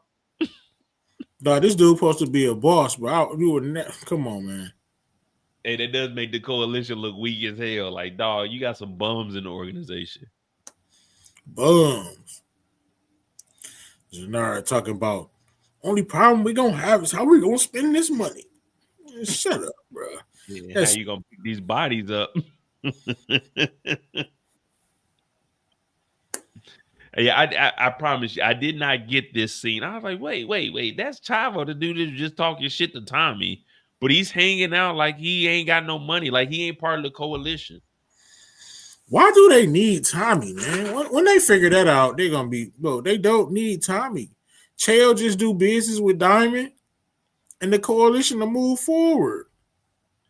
Yeah, like honestly, for Che, it's like, all right, the coalition, we just gonna break y'all off into little groups, and everyone has their own territory, and no one's gonna fight each other because if they do, the cartel will take you out. That's what I'm saying. Tommy's just here. But that's what Jenard called him out for. Jenard said, man, all of this shit is because of Tommy. Yeah, Jenard was cooking this episode. Kind of. I liked it when he was talking to Diamond. He wasn't lying to him. Diamond slipping too, man. I don't understand why Diamond want D-Mac gone so bad. Why? Well, because the bodies, and that's what I was saying before you joined. Can we really trust that D-Mac ain't gonna tell? So that's what Diamond, I'm assuming he's looking at it like that. Diamond might tell because he got the two bodies. D-Mac ain't telling. Back to him. Come on, man. For one, you was in the blender with the black cop. He saved you from that. And then, you act like he smoked Leon. Really, you should be rolling with him. Saying forget Kylo. Do y'all really need the RDs that bad? Hey, for real. No, my man smoked Leon, bro. How you mad at him? You should be. D-Mac plan should have worked. Diamond should have been impressed. Like, you know what, young dog? I appreciate you. Here's your spot in CBI. Well, CBI, it ain't a priority to get D-Mac into the organization. Yeah, the only person that's earning money. And as a human computer, let's not forget, a human computer earning money, hitting licks, and probably about to hit another lick, then caught 2 bodies, saved your life, and got your get back for your stepson. Why you sitting up there talking about, hell yeah, throw your hands. Throw your hands. Should have been teaching the little dude how to shoot instead of box. Yeah, he ain't even stand like he. That's what I say, man. Leon's death is because of Diamond. Bro, you thought Mad Dog was gonna take that, bro? No. I don't know, man. I'm. It's getting better per the episodes. Appreciate you, DeMarcus. Say again. No, see, DeMarcus sent a super chat. Wait, hold on, let me see. Oh, I got that's the old one. Chavo and the DSD is worse than the Horsemen. Chavo and them didn't even get a chance. Yeah. I mean, they got some shots off, but yeah, they ain't even stand a chance, man. But they ain't worse than the Horsemen. Yeah, the Horsemen were Tommy to us. Oh, go ahead. I was gonna say Tommy destroyed the Horsemen like by himself. Yeah, the Horsemen were described to us as the top notch. Oh yeah, man, the Horsemen flying here. They had a personal helicopter. These motherfuckers had Call of Duty loadouts and didn't do nothing. Let me ask you this, man. So this new hitter that Miguel got, Horseman. Yeah, he's Horseman. He's about to be terrible, man. This dude ain't about to do nothing. He don't even look believable. Like, why they cast this dude? He don't look tough at all. I can't believe the most important Mexican in Chicago hired me. Is the guap good? Like, all right, you're done. No, man. Yeah, that was terrible. And then Miguel's talking about, I want you to take out Tommy fucking Egan. Like, this guy knows who Tommy Egan is. Who? Everybody know who Tommy Egan is. I mean, he got the only white dude in Chicago with that Mustang. Yeah, and like, come on, man. I understand it. But let's be real, man. There's no way Tommy's still riding around in that Mustang, man. Come on, man. Yeah, they gotta stop. Stop. And how did he park that close to the come on, man? To the explosion, huh? Exactly. To the explosion. I know what you said. In the same car, bro. The exact same car. I mean, I get it, it's TV, but that was my whole thing when I talk about origins and what's going to come. Man, make it like Raising Kanan. Make it more realistic. Because when we started watching Power, we didn't think that Power would be what it is now. We thought it was going to be still somewhat realistic. You know what I mean? But now it's like, all right, I get it, Tommy's character. You know, he jokes around and stuff, but let's not get too comedic with it. Let's try to keep it somewhat. Tommy should be switching cars, man. He drove to New York City in Merc 2 Marshalls and drove back to Chicago. Thanks. With New York license plates. Yeah, it's like, come on, man. And not only that, Stacy Marks and the whole DEA knows that Tommy is alive. Tommy's face is on the fucking board. Right, erase that, man. I mean, arrest him. Extradite him back to New York. I don't get it. This is on the board right here. This is on the board. All of the feds know that Tommy Egan is fucking alive. Yeah, that's one thing they kind of got to address a little bit, man. Before we go into legacy or whatever the hell. But what they're trying to do is make us forget that Tommy is wanted by the feds because Stacy Marks doesn't want Tommy. She wants to get the convictions on the Ricos. Like, no, it doesn't work like that. You already notified New York. Blanca knows that Tommy is still alive. Blanca's boss said, "Oh well, leave that alone." Do it. Like, they know that when they raided the house looking for Vic, they know that Vic is working with Tommy. They thought that Tommy killed Vic. Thanks.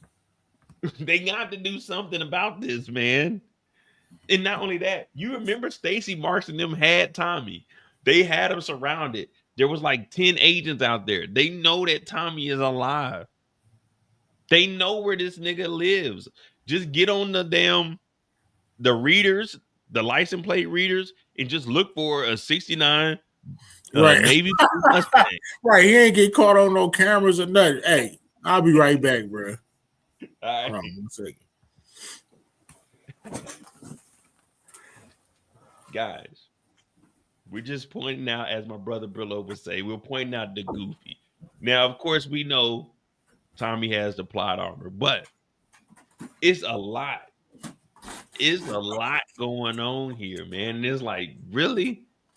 You try to enjoy, but it's just like certain things you like, wait a minute, Tommy. Like, it's 2025. Now, if it was 2014, 15, we'd be like, all right, they don't have all this technology. They aren't able to trace all of this. But let me tell you something. In 2024, 25, you're not committing these crimes. Tommy is blowing buildings up. The cartel, yeah, I mean, we still got the cartel here in real life, and people are getting away with stuff. But the cartel here aren't blowing up. You're not hearing on the news. Suspected cartel members are blowing up buildings. Suspected most wanted is on the FBI list is in your city moving dope. No, you're not hearing that. It'd be the most wanted person is in a different country. He's been on the run. He didn't change his identity. Tommy wears the same outfit, all black hoodie, gold necklace, drives the same car, ain't changed out guns, none of this. Tommy is manipulating the feds at this point. Tommy's so damn bad. Tommy has the feds going on wild goose chases. They got Ortega locked up in solitary confinement because he told Vic to go and lie to them that he was going after Ortega. Now he's finding out that Stacy Marks is potentially becoming a mayor, and he wants a mayor in his back pocket. This man Tommy is different. All right. He's different. James St. Patrick, in his best day, could not quarterback this, how this is going on. You know what was going on with James St. Patrick? He was getting caught up with Rashad Tate. Rashad Tate was on goddamn James's coattail, knew everything that he was doing and all the corruption. But you mean to tell me that all of the feds, the task force, don't know what the hell Tommy is doing when they found out that Tommy was alive and now Tommy is still running around the city, wilding out. He got a damn informant working for him, throwing the feds off, telling the feds to put niggas in solitary confinement. James St. Patrick didn't have this much power, and James St. Patrick is 100 times smarter than Tommy Egan. Facts. This is what's going on here. They got Tommy out here. Tommy met with the feds. Nothing happened. He looked at Stacy Marks, basically told her, I ain't telling you nothing. I'm going to continue to do what I do. They got him on the board. Yeah. That's why I said they trying to make him too much of a mastermind. He's smarter than Ghost. That's how I guess it was Tommy all along. Talk about I ain't never had a mirror in my pocket. What are you talking about, dog? You the muscle. Did you forget that? Tommy is just a muscle, bro. I ain't never had Mo. I ain't never had a mirror in my pocket. What? You could have had a lieutenant governor in your pocket.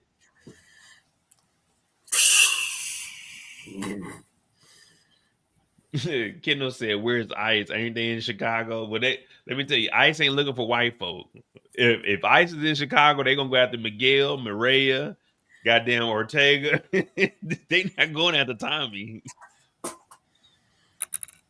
So who does Miguel do? Okay, so Miguel actually think that this is gonna work? Like this little hit that he got? Like, come on, man. You know, I have no idea, man. He got the hitter. He told his right hand, we can't do it. We got to make it look like somebody else. The insane princesses can't have their hands on it. That's a crazy ass name, but we can't have our hands on it. Bro, but y'all all Mexican. All they can do is just blame it on the cartel. Yeah, we got to point our finger at somebody. Shay gonna have to go to war with the cartel, bro. He the only person that can stop, bro. That coalition can't mess with no cartel. And that's my thing. Miguel, like Che, is the cartel also. So you should know who like that cartel boss is. Right. Like, hey, right now the block is hot. You know, Ortega's locked up. Let's chill it out, man. Call your people off. I call my people off. Y'all stay in Detroit for right now. You know what I mean? Until you get situated. And they just letting it go. Another thing, like Jenard was saying, like they don't come and do whatever they want. He says this is Chicago, and they're not gonna come do whatever they want. What? Well, Tommy just took over Chicago and did whatever the hell he want. Like craziness, man. Yeah, I mean, like I said, guys, we're not knocking it. We know it's a TV show, but we're just pointing out the obvious. Like, all right, you can scale back a little bit. Don't give Tommy too much, but Thomas, aka Tommy Patrick Egan, they got his whole name on here. What's gonna be Tommy's big loss this season, man? Is it gonna be Mireya, Kate, JP? What, man? I want to go with Mireya. I think with him and Miguel going at it, I think they're going to be going at it and something's going to accidentally happen to Mireya and they're going to both be feeling sorry. And they'll still be beefing, but you know what I mean? One of them accidentally kills her or like Miguel accidentally kills her or something. In the crossfire or something. Yeah, that's what I'm thinking. And then Tommy's going, oh, man, you knew she was with me, man. I didn't know she was with you, Tommy.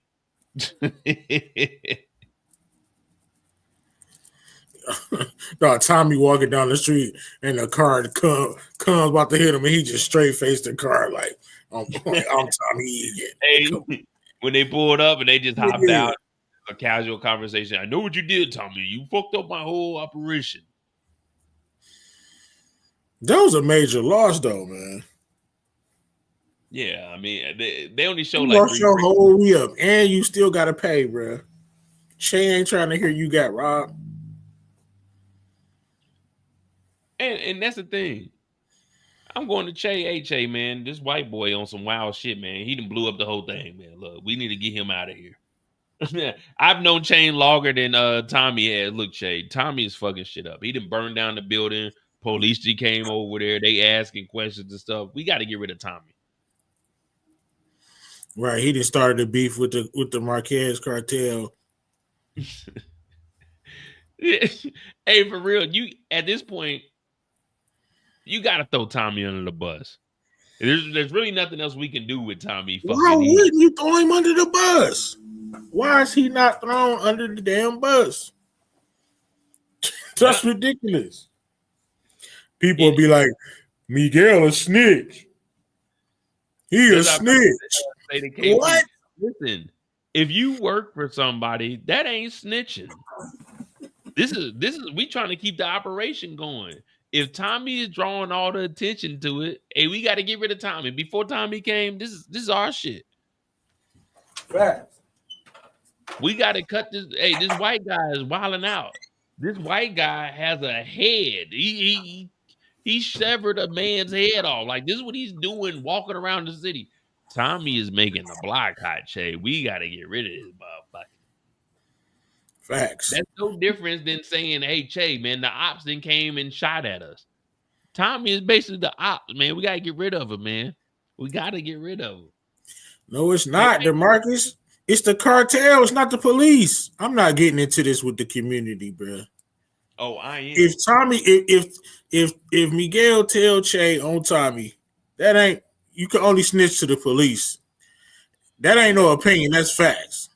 Am I wrong? Nah, this is, hey, that's Right. no different than like, hey, old boy is stealing, hey, Che, old boy is stealing the product from us. What you want us to do? You know what I mean? Hey, Right. Che, You gonna say you snitch? You catch somebody skimming off the top, and I tell the boss, I'm a snitch. no, you doing what you supposed to do. You proving your loyalty to your loyalty ain't to Tommy. Your loyalty is to Che, your boss. KP, no, you can't snitch to more than the police. I'm sorry. Yeah, who you only snitching to get locked up? Who you snitching to? This is your boss. First of all, this is a criminal organization. It's not like you at work and you're doing some illegal shit. This is a criminal. Everything we doing is illegal. So hey, look, he doing some shit that's gonna get us jammed up. We gotta cut him off.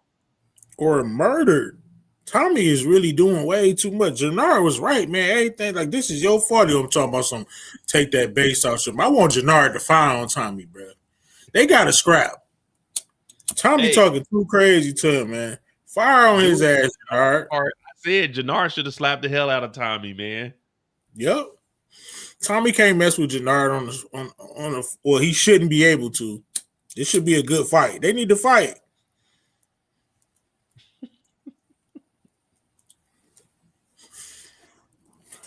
And another thing, why the hell Shanti wouldn't tell Jenard that she got shot that she got shot at? Like what is like what?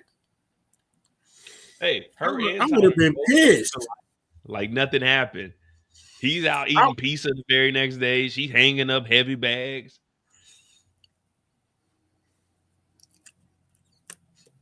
This community is crazy when it comes to snitching, man. I'm done.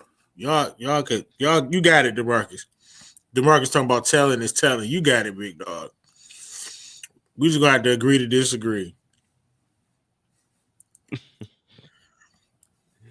Tommy fucking Egan, man. They said everything that Tommy did, he's the one really messing it up. No, he about to destroy Chicago and come back and then go back to New York like nothing never happened.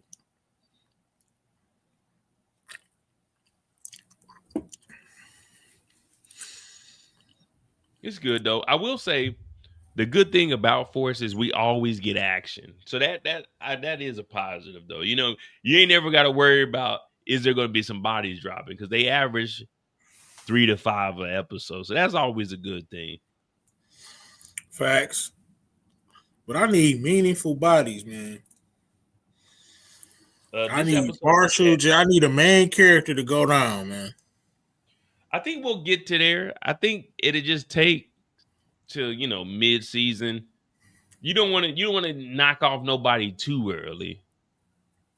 So like 4 next week we'll get the build up, and then maybe 4 we'll probably get like maybe one of the first main characters.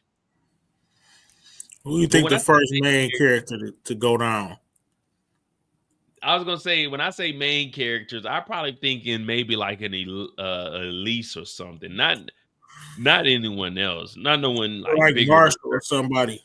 Yeah, that's what I'm thinking. D-Mac should take a loss too, man, because he been doing a lot. I rock with D-Mac, but he been doing a lot of stupid stuff too. So D-Mac or Genesis or somebody that he care about should get smoked because of him. It'll probably be either Marshall or Genesis, just for the simple fact that, they brought Genesis in. They're not going to show us this character for no reason. But we know she's not going to play a significant role. We don't need her telling D-Mac, you need to go off to school. We don't care about that. Knock her off. I mean, like, not like a main character, but like a series regular. Somebody that we know. Like, everybody know their name and who they are. Like, somebody who done been in all 3 seasons. I know Marshall not like a main character, but he's a series regular. Like, I know JP or Kate or Diamond, Jenard, Shanti, none of them getting smoked till later in the season, if that. But I mean, like a character that we care about already. There's only 5 characters that's been in all all 3 seasons. No, JP, Tommy, Jenard, and Diamond. And Marshall Claudia. in season 1. Marshall and D-Mac. Marshall was in season 1? Oh, yeah, they were shooting the shit up. But he had that big of a role, though. Yeah, he just, you know what I'm saying? But we know who he is. He been around. Yeah, so the big 6, though, would be JP, Tommy, Diamond, Jenard, Claudia, and Vic. And then you do have D-Mac and Marshall that have been in 3. Right. So, yeah, JP. Yeah, we can get rid of JP anytime. Kate been on the clock for years, man. Can we get her up out of here, man? She old. She can go. Plus, that would destroy Tommy. You know what I mean? I need to see drunk and rage crazy Tommy, man. Like he was when he didn't care about the sirs about the Merkel when he was walking around with what was the boss name in OG Power that wanted him to run it instead of Ghost. Damn, I can't remember, but y'all know who I'm talking about. Tommy after Holly died. We're not gonna see that Tommy until this happens. Oh yeah. Shout out to Detroit Kings, man. My dog say Tommy until she's out. My dog say Mireya is pregnant. A la, you know what I'm saying, the Power Book 2 Ghost initiative. What you think about that, dog? Makes sense. I'm not even built like that, Tommy. That ain't even me, yo. Dog, she riding. Mireya is riding for Tommy, bro. She didn't turn into a nurse that didn't want to have nothing to do with the game to damn near a trap queen. She ain't get squeamish from the shots. She's in there stitching my man up. She done stole some pills from work. She was damn near made for this life. That is like, what? She got busted and didn't even care. She might as well bust back. And Tommy then gave her a strap. You saw how she was looking at the strap. I know you don't do the, you know what I'm saying, go do fast forward. In that preview, she was looking at that strap like, yes, finally. Hey, maybe she gonna knock her brother, man. All she Miguel a sucker, man. All she gotta do is not give him his insulin. Or shoot him up with some of that woo wop. That's an easy play. It really is. I mean, that's an easy play. This man can't. He's got a needle. All Tommy got to do is have a needle, and Miguel is in a blender. He's scared of needles. It is like, I don't know, man. Those two is just. I don't really know how I feel about the back and forth between these two just over Mireya. You know what I mean? Tommy fell in love with Mireya and like, man, that's why I wish I could talk to a show. How much time has it really been? I know it's been a long time for us because they took a 2-year break from the show. But dog, it's been like Tommy haven't been in Chicago for that long. Maybe like 6 months, maybe. Dog, Gloria just died. You know, last season wasn't that long in between the first season. So Gloria literally, like you said, Gloria maybe a year, if that. Facts. Get this charger. I mean, I don't know, man. I don't know where we at. Like you said, the timeline. That's what the only reason I got the screenshot of the divorce papers. I was trying to find a date on there, but it wasn't a date, just the date that they got married in 2015. Right, yeah, that would have been great. Big Smurf here. What up, though? Hey, man. Tell him to give you some lines, bro. Hey, you did a good job looking tough, gang. Hey, Smurf over here. Hey. He a real one, though. I remember him showing love. That's holding Tommy down right now. Holding Tommy down. Hey, man. Nah, fuck that. Don't Smurf let them take you out, Smurf. Duck, bro. Smurf, keep your head on the swivel. Nah, hell no. Why you ain't here, Smurf? Smurf in the background looking tough as hell with the orange shirt on. Smurf, what you doing right here, Smurf? You my boy, man. What you doing right here, Smurf? You supposed to be busting back. Yeah, he Smurf, trying to what stay alive. That was after his man's got popped. They done rolled off. I know Smurf got some shots off. I Yeah, gotta Smurf rewatch. Yeah, I know. I know my dog got some shots off. boy Smurf shot. But then Smurf shot, and then Smurf was over there like this, Brillo. Right. Wait, you trying to see is they about to spin again? You know they from Detroit. They don't just spin once. They spin twice, 3 times. Smurf was looking at bones on the ground like, hell no, I think we need to call the ambulance. They caught this nigga. Mireya, a real one though, bro. She a real one. Oh, bro, in season 1, she was acting like she didn't want to have nothing to do with the life. She was dating the weak little dentist. Now she a trap queen. Hey, for real. Hey, when they pulled up to the house, you see how Smurf was looking at him though? When they pulled up to the house, he like, who the hell is that? He thought it was the ops coming back. He about to lay Jenard and Diamond down.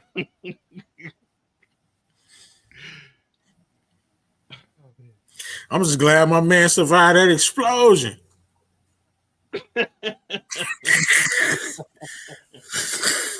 OT, what's good, man? OT in the building. The realest is in the building. Yeah, but I gotta throw a couple things together for 8 o'clock, man. All right, man. You know, I'm gonna end mine and I'm gonna join yours. So you guys make sure you subscribe to Brillo the Big Reviews channel. I'm gonna be on Brillo's right after we get off of here. I'm gonna cut mine short. We got about 30 minutes, so I'm gonna try to wrap up that. Brillo, you can let them know what you got going on, what they can look forward to on your live this evening. At 8:05, we got the live pack. We got Detroit Kings coming to join the pack. OT in the building. Mo is gonna join. We got my man Nate Almighty joining. So it should be fun, man. It should be damn fun. So I'm gonna see y'all at 8:05. All right, brother. I'll be over there. Like I said, I'm just gonna do this last 30 minutes and I'll be over there. For sure. All right now.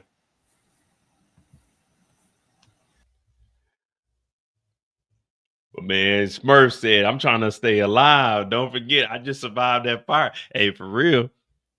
Hey, sometimes it be like that. You get a couple shots off. So when people be like, man, what were you doing? Oh, I was shooting. You know what I mean? I was shooting. Y'all saw me. Look, feel my gun. My gun hot. Feel my gun. I shot a couple shots. Yeah, I shot. Shoot. Pow, pow. You know, even if it's after they drive by, you just shoot like at the ground or something. Pow, pow, down. Look, man, I almost emptied the whole clip out. Hell no, you do got to go in straight survival mode. Straight survival mode.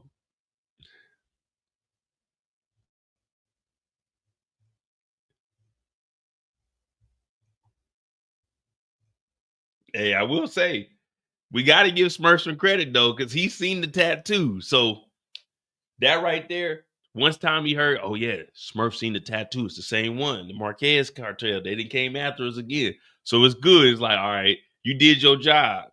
Bones took the hit, but you were observant. You're observative. You were, okay, yeah, I see that tattoo, Tommy. I ain't gonna lie to you.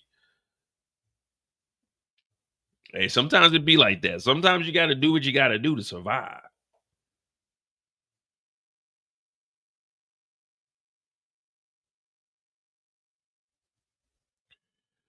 All right, so me and Brillo kind of talked about Tommy a little bit.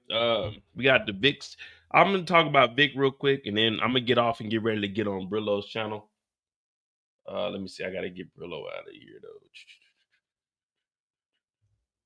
though. If you're on Brillo's channel, you can come and join mine for the last 30 minutes, and then we'll be over on Brillo's channel right after.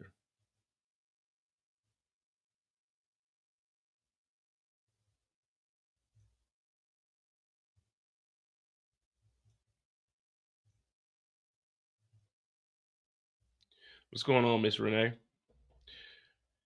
All right. So we do have Vic Damone Jr.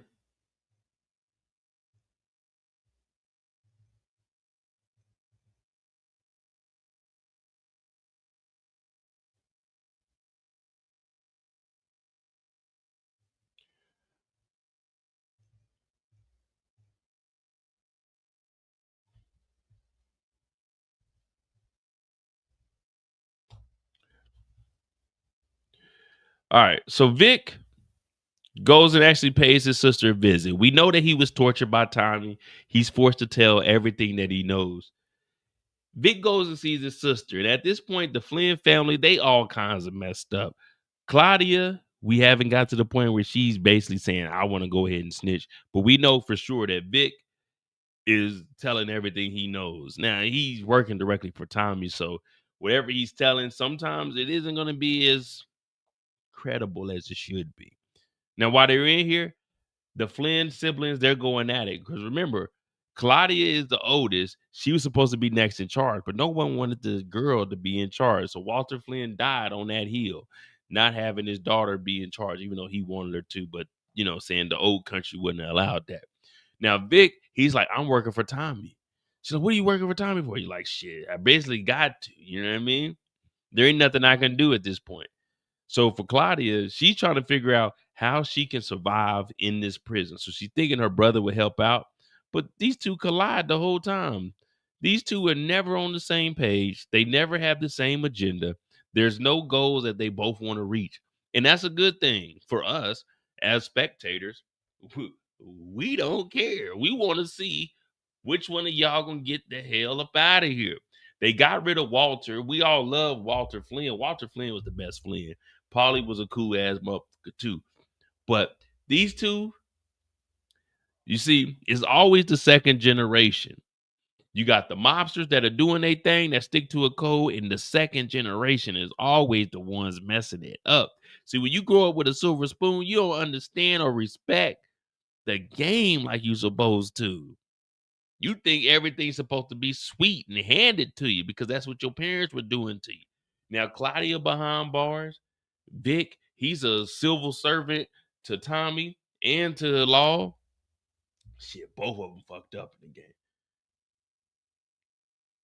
So Vic gets mad at Claudia and tells her, you need to watch your back in there because you're going to become someone's biatch. And she's like, oh, you Tommy's biatch. So basically, both of them are somebody biatch. It sucks, but that's how it is. Now, Kendall, you're right. She definitely did try to have him murked. But we also know that Vic was messing stuff up with the family. Vic took out family members too. So it's like the Flynn's, you really can't trust any of them as far as you can throw them. And I can't throw either one of them more than an inch.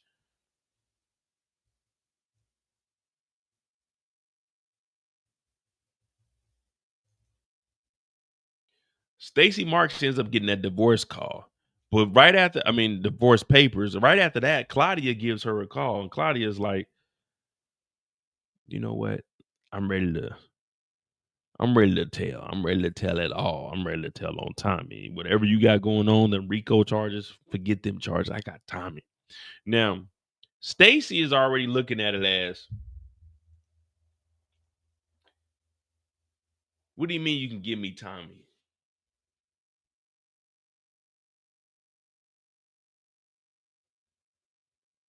I need you to put this on the platter for me.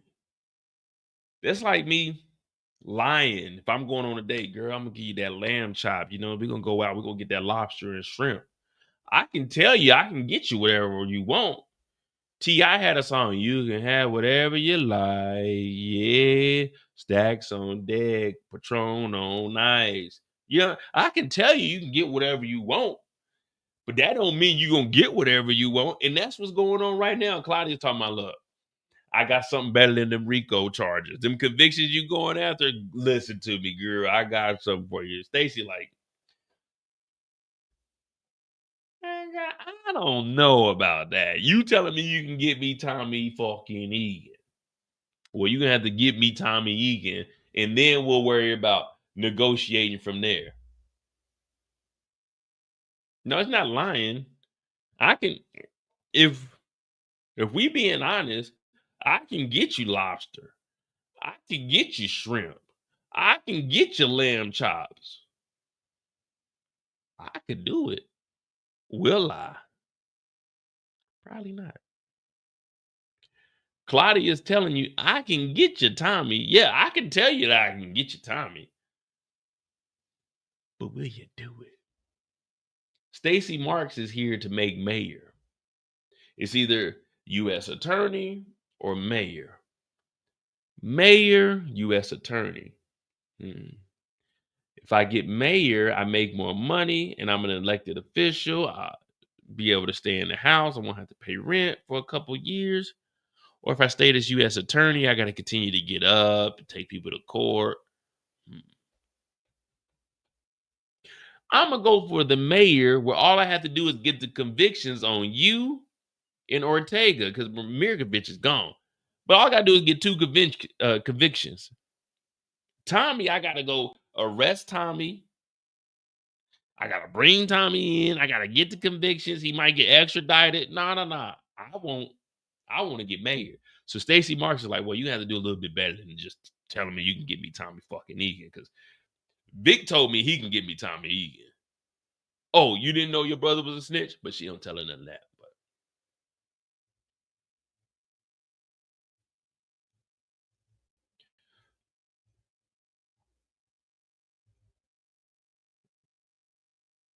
well, after this, Claudia has Elise come up. And she's like, hey, girl, what's going on? I need your help real bad right now. Ortega, them locked up, Mirkovich gone. Look, I need some dope. I need it moved. And they talking over the jail phones. They don't give a damn. But that's because neither one of these two are street savvy. Look at them.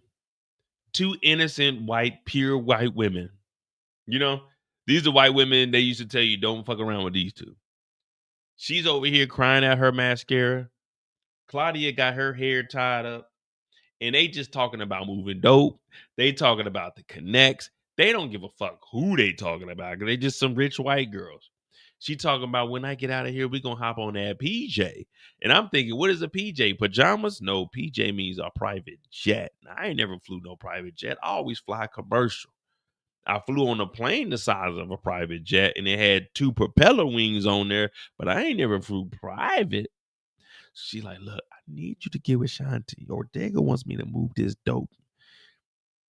She's like, Claudia, I don't want to move the dope. I just want to be here and support you. Claudia don't give a fuck about it. At least Claudia wants to get the hell out of prison. So she's telling her, look, you do that, we can hop on a private jet. First class up in the sky. Fast lane. I won't change for the glamorous. Ooh, the glossy, GLAMOROUS.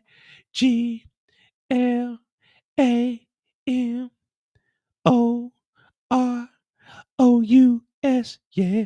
That's what Claudia is talking about. If you ain't been on a private jet, then you don't know what the fuck I was singing. Claudia is telling Elise, we gonna get on that private jet, girl. We gonna do some scissoring on the jet, girl. Champagne on the jet, girl. I just need you to get with Shanti, the boxing chick, and y'all need to move that dope. Y'all need to move that dope. Young nigga move that dope. That's what I was always taught growing up. So from there,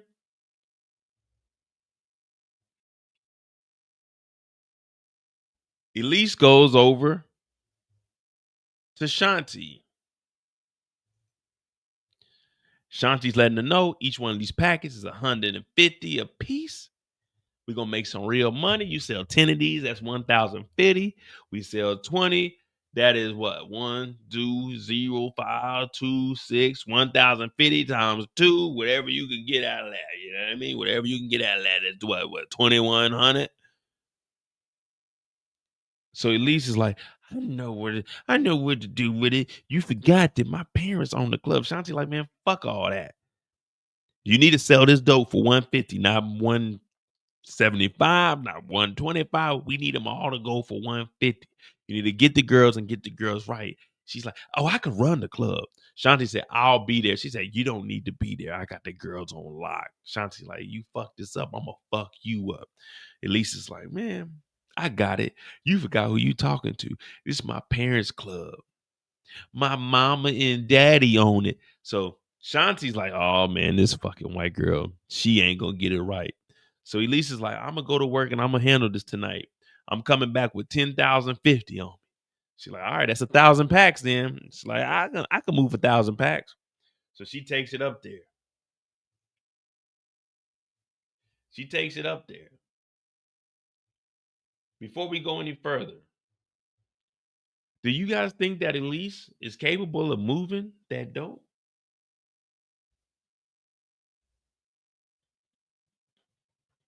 Is Elise capable of moving that dope effectively, efficiently, and successfully? I think this white girl can do it. I'm going to put my faith in this white girl. I don't often do it, but I'm going to put my money on the white girl. Bet on white if you want to win. Or wait, it's bet on black if you want to win. All right, well, today we betting on white. I want y'all to put y'all houses up on Elise. Elise is going to run this correctly. So we're going to put all our money on her for tonight, all right? So whatever y'all got, just remember, we putting it on Elise tonight. The white girl got it.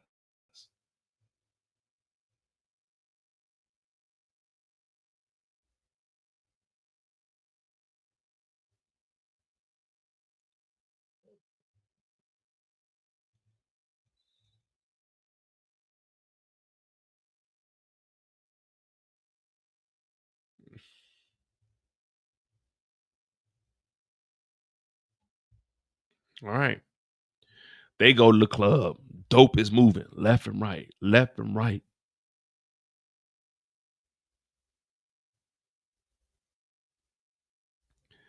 Well, our friend here, we're going to just call him Bryson.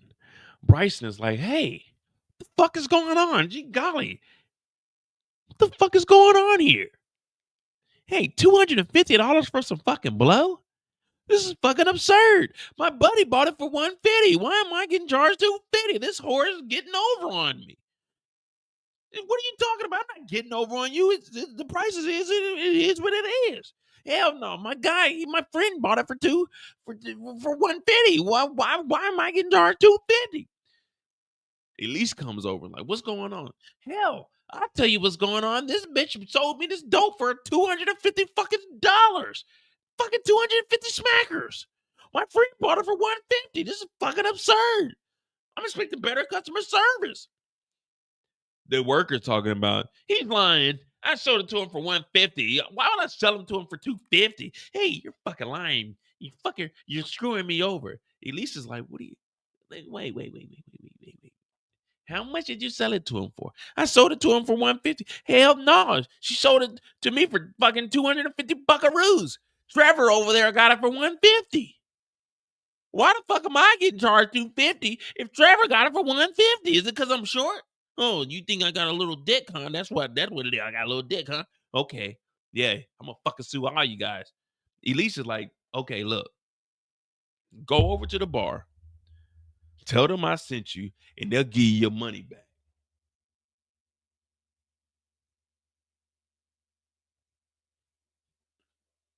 I ain't never seen a drug exchange where you can get a refund. I ain't never bought no weed and went to the dope man like, hey, bro, let me get an ounce.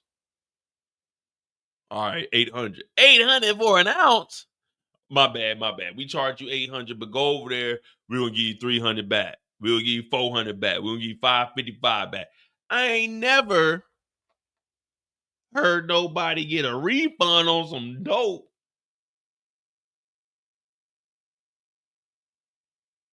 Bryson went over there and said, you're skating on a thin line, missus. Yeah, buckaroo, you owe me $100 back. He went and got a discount. He went to the counter and got a refund. He got, that $2,000 that we supposed to be getting from the tariff that Donald Trump is sending. He went and got $100 back off the dope. I ain't never seen no one get a refund off of buying dope. Yeah, it's fucking 250 smackaroos here. 250 fucking smackaroos here. Well, old girl thinks she about to get off the shift.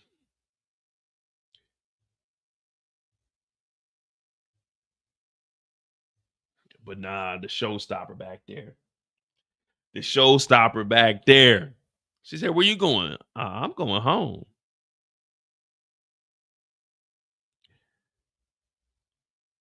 I'm going home. Shanti said, no, you're not. Shanti said, no, the fuck you not. She go in that bag. She pull out that money, and then she get the whooping ass. This ain't elbow to gut. This is straight fist to gut. Fist to gut. Fist to gut. Bow, bow, bow. Knocking her ass down. Whoops her ass. Looks over at Elise and like, I knew your rich, spoiled ass wouldn't be able to take care of this. You fucked it up. You fucked it up.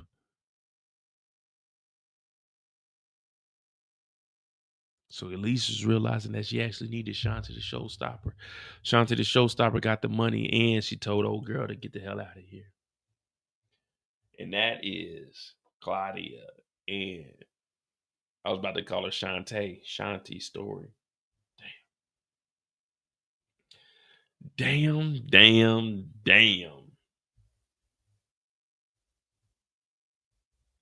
Shanti the showstopper really is a showstopper. She's really laying down the law and letting things handle themselves.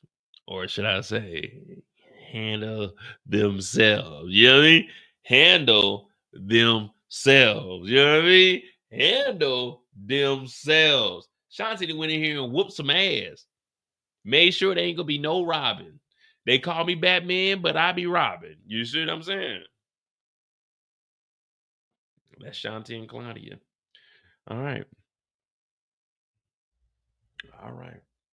There we go. All right. So there's today's episode 2. I will be on Brillo's channel, so we a little bit up on the 4 hours. I mean, me and him, we went over a lot. So I will cut all of these up. We do have D-Mac on his own, Jenard, Diamond. Tommy will be me and Brillo's video, and then we got this Claudia here now to take us till next Thursday. But hit that like button, hit the subscribe button. Overall, what do you guys think about the series? Are we headed in the right direction? I know what me and Brillo were pointing out, it wasn't us talking like bad about the show. We're just pointing out the cohesiveness of the show. So, I'm still watching it. I definitely enjoy it.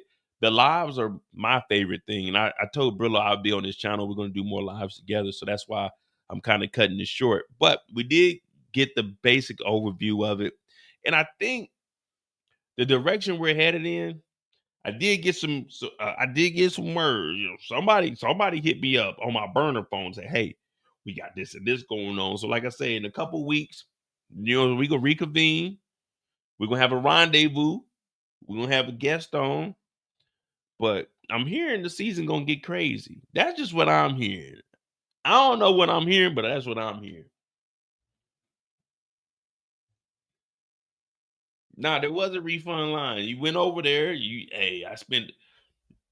After I seen Bryson go over there and get his money back, I'd have went right behind Bryson. Like, yeah, I bought some dope too. I bought 3 packs. So I need $300. I need $300.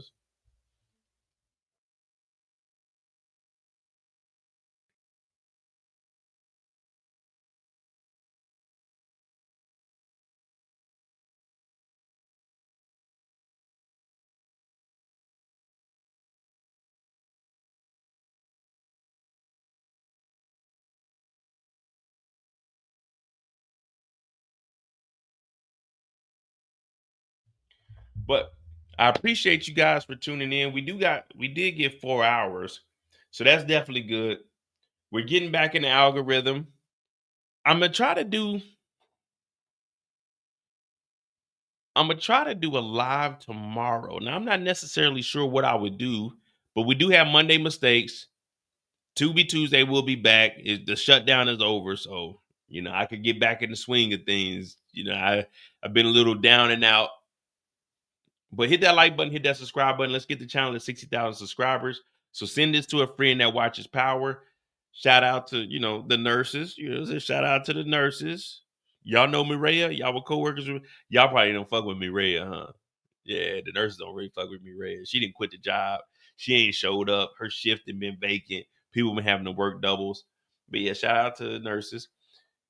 Join the Discord if you want to talk about TV shows, movies. We put trailers in there. We talk about just regular stuff on there also. Support the channel. Cash App is pinned in the chat. Remember, you can run, but you can't hide. Nah, no trivia. I was talking about the sausage with with D-Mac, but I didn't go like when I was watching it, because I was watching it on my phone. When I watch the episodes on my phone, I can't really see everything. You know, I watch these episodes like when I'm at work, when I have a little bit of time. So I don't finish the episode till probably about 2 in the afternoon. So it's tough for me to do it. Like if I'm at home, boom, okay, I can do that. But I'm watching the episode on my phone, so I'm not really like paying attention to that. And most of the time I'm listening. When I watch at work, I usually listen to the audio. So it's like an audio book for me. I just have my earpiece in while I'm doing my work. I'm up and out of my desk and stuff. Trucks are coming in, so I'm making sure that the manifest and everything is good. So most of the time when I'm watching these episodes, until I get my screenshots, I don't actually see what's on the screen. You see what I'm saying? I don't know what's on the screen until I go back and get the screenshot. I'm just listening to it like an audio book for the most part. But I also like that because to me, that helps me come up with storylines. So a lot of this stuff is because all I can do is just hear it. So I'm like, all right, I got to try to visualize and like picture what the hell's going on. And then when I get my screenshots, that's how my stories can be drawn out. Because a lot of it's just me hearing what's going on and trying to visualize what happened until I go back and get the screenshots. So that's why I haven't done the trivia, because I'm doing all of this at work. It's not like I'm coming home and then watching it. Like when I was working in my other job, when I first got over here, I would come home, watch it, break it all down, like watch it on my computer or on my TV. So I'm watching all this off my phone. But hit that like button, hit that subscribe button, subscribe to the channel, subscribe to my other channel, try to get that to 2,000, get this one to 60,000. Support the channel, cash that's pinned in the chat. Remember, you can run, but you can't hide. Don't drink and drive. Always have a plan. And remember, only you can prevent forest fires. Seriously. I'm going to be on Brillo's channel. So if you give me in 10 minutes, I'm going to have a link back up on my channel. So you guys can come back and watch it here, or you can go to Brillo's channel. But if you come over here, just hit that like button. Thank you guys for tuning in. I'm out. What's up, Miss Renee? I don't know if you heard me earlier, but I did see you come in here. You can run, but you can't hide.